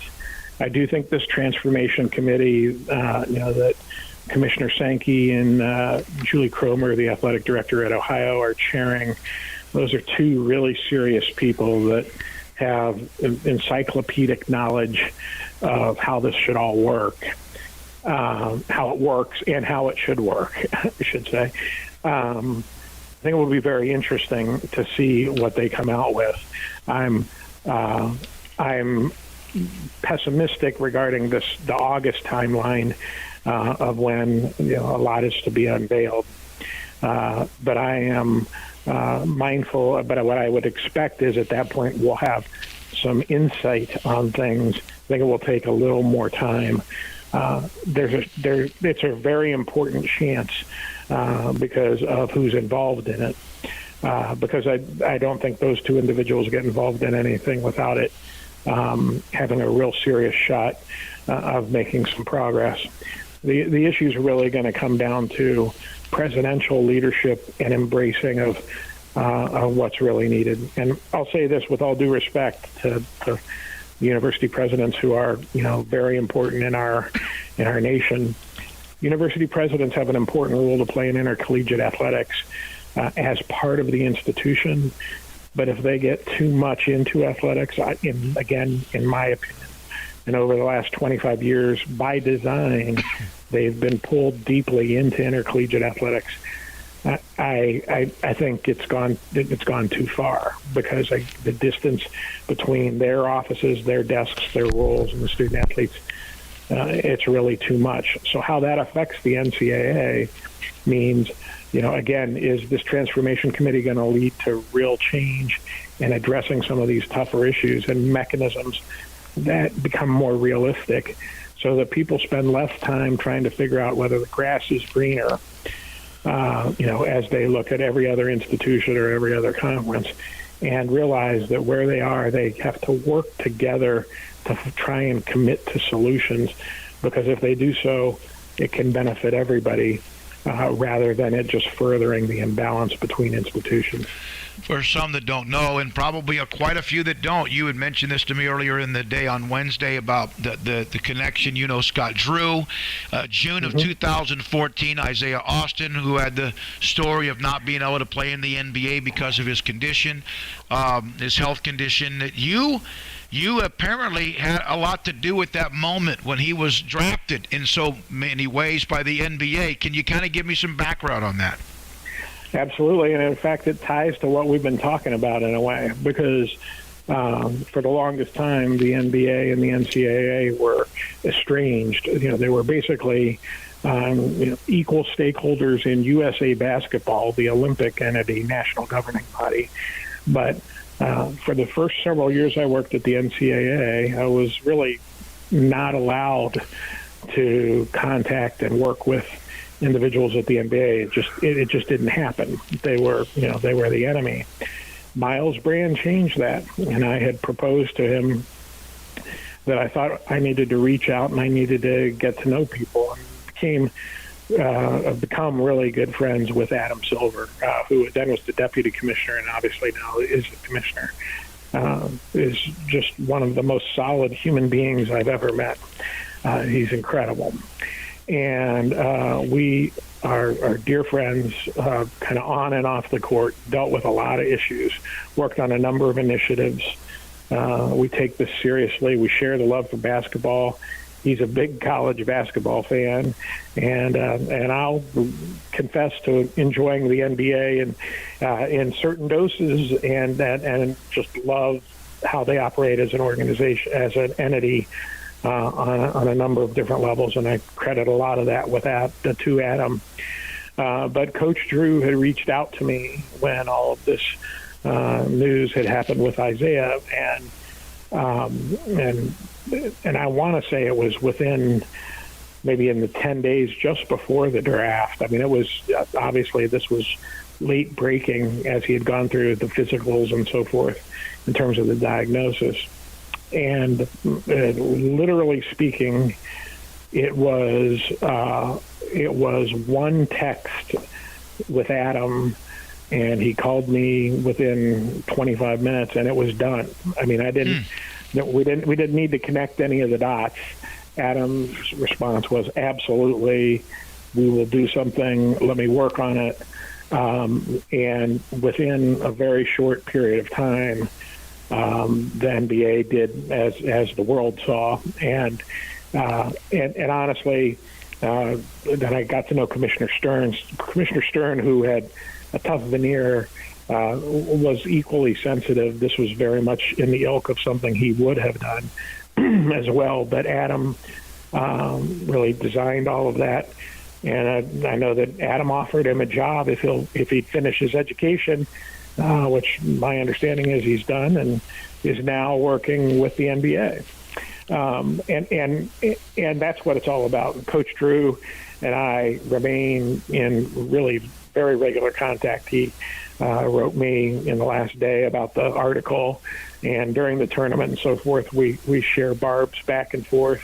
And being from Indiana and his Valpo roots and so forth, it's a nice story, and he's been very kind to me. He stayed in touch, and I have enjoyed his success that I think is richly deserved.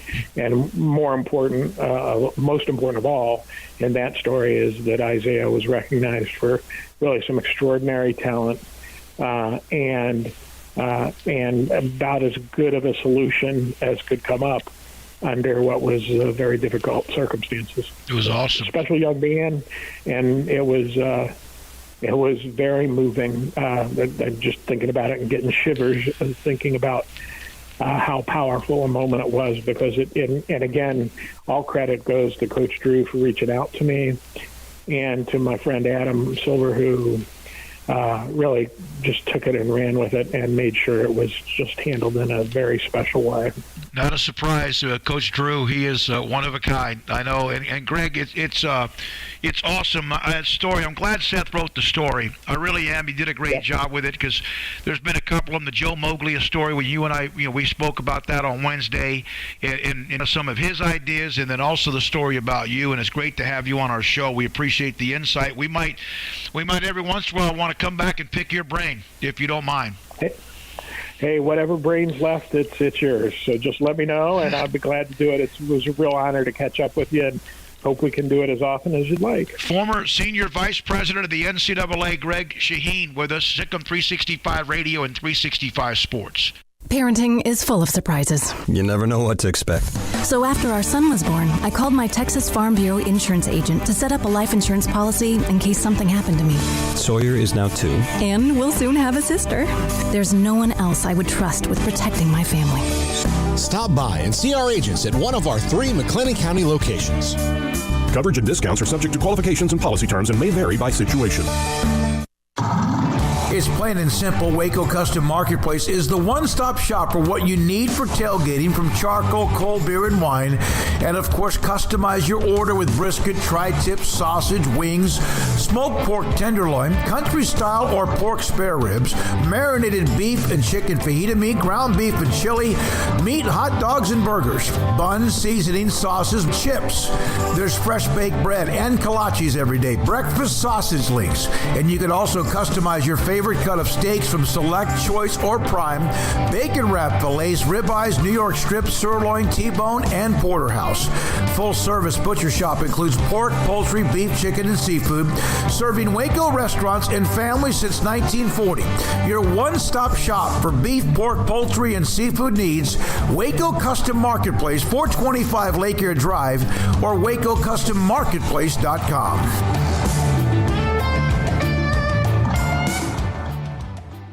From the first workout to the last practice, sports is an incredible challenge. Hi, this is Dan Ingham with the First National Bank of Central Texas, and we're proud to support each athlete, every parent, and our educators. From families, small businesses, to the biggest industry, we're here to help. With remarkable products like First Free Checking, we've got banking ideas that fuel big dreams. The First National Bank of Central Texas. Familiar faces making local decisions. Member FDIC, Equal Housing Lender. One size fits all. That may be all right for an adjustable belt or cheap sunglasses, but when it comes to your financial needs, no one wants a one-size-fits-all strategy. Ben Erlinson, your Edward Jones financial advisor, knows that his most important goals are yours. That's why he takes the time to understand your needs, knowing you. That's how Edward Jones makes sense of investing. Ben Erlinson, 100 North 6th Street in Waco, 254-759-8533. Edward Jones, member SIPC. Shorty's Pizza Shack at 12th and Bagby is a homegrown, family-owned and operated must-visit pizza place in Waco. Fantastic pizza by the slice, or get the whole pie to share. Great happy hour specials every single day, and it's not just pizza. Great wings. You have to try the Sikkim sauce, chili cheese fries, pizza pillows, and more. Dine in for a great hangout or carry-out. Order online at shortyspizzashack.com, or do yourself a favor and bring your crew to the restaurant at 12th and Bagby. Shorty's Pizza Shack. Tell them Paul sent you by.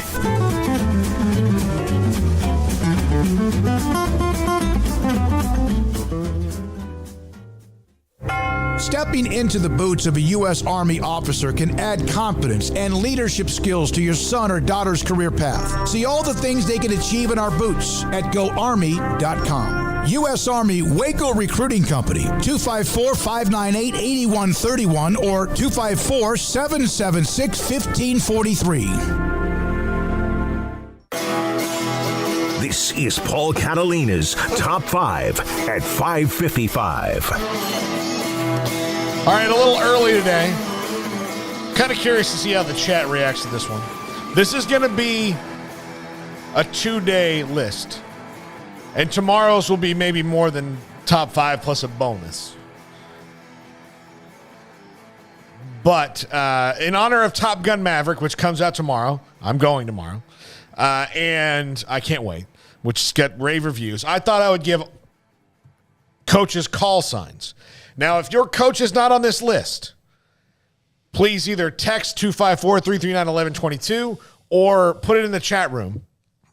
But probably text, because once the show's over, the chat room dies. But text 254-339-1122 or hit me up on Twitter at Paul Catalina and just give me the coach and the school, and I will do one for them tomorrow, and we'll try to do like a rapid-fire list.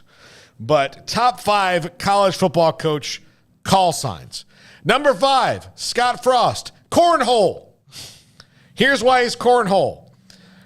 His approach so far at Nebraska has been a lot like cornhole, just kind of throwing the bag and seeing if it goes in the hole. And if he does not perform well this year, he is pretty well cornholed. Yeah. Yeah, that is definitely not the coolest name. I saw where, Maverick's obviously an awesome name. Iceman was an awesome name. There were some other cool ones, too. I think one of the newer characters is like Fat Boy or something like that is like his name. And I was like, can't give something like cooler like than that. They always got to have a kind of the comedic one, though, I guess. Chester, Viper. Yeah, that's what I'm saying. Like, those are all Hollywood cool names. Wolfman, yeah, those are all really cool names. Cornhole's not a cool name, though. No. It's a fun game to play, but... Yeah, Big Red would be the obvious one, but they're not really feeling, Big Red right now. So, yeah, cornhole, that's fair. Yeah. Number 4, Mike Gundy, Freebird. Why is Mike Gundy Freebird? Because based on his hairstyle and general attitude alone, he is the guy at the concert who's going to yell, Freebird! Yeah. So that's why he's Freebird. Yeah, he's I definitely think he listens to some Leonard Skinner. I don't think there's probably any doubt about that. But he is very unique, Mike Gundy. It's been interesting to watch his career evolution over the last few years from, good coach to I'm a man, I'm 40, and how differently he was kind of viewed after that to then he had his little dust up with a little T-shirt he was wearing in a picture, and then obviously a very good year last year, and it seems like things have kind of settled down there for Mike Gundy. But, yeah, he's definitely, I don't know about one of a kind, but pretty close to it. Yeah. Is it just me, or does he look like a veteran pilot? In that he does kind of, yeah. He looks like he fits the bill. I think he'd have to get a haircut, though. I don't know if he could rock the mullet in the armed forces. Maybe I'm wrong. But, Freebird, that fits. Yeah. Number 3, Dave Aranda, Zen Master. Everything's calm. Dave Aranda. Now, Jack wanted Jedi, but I didn't want to overlap. Jedi. I didn't want to overlap movies here, but I thought Zen Master because he's gonna be your wingman. Be calm. Everything's gonna be fine. Mm-hmm. Stick to the plan. This is what we're gonna do. Everything's fine. Yeah, Zen Master works. What was your suggestion?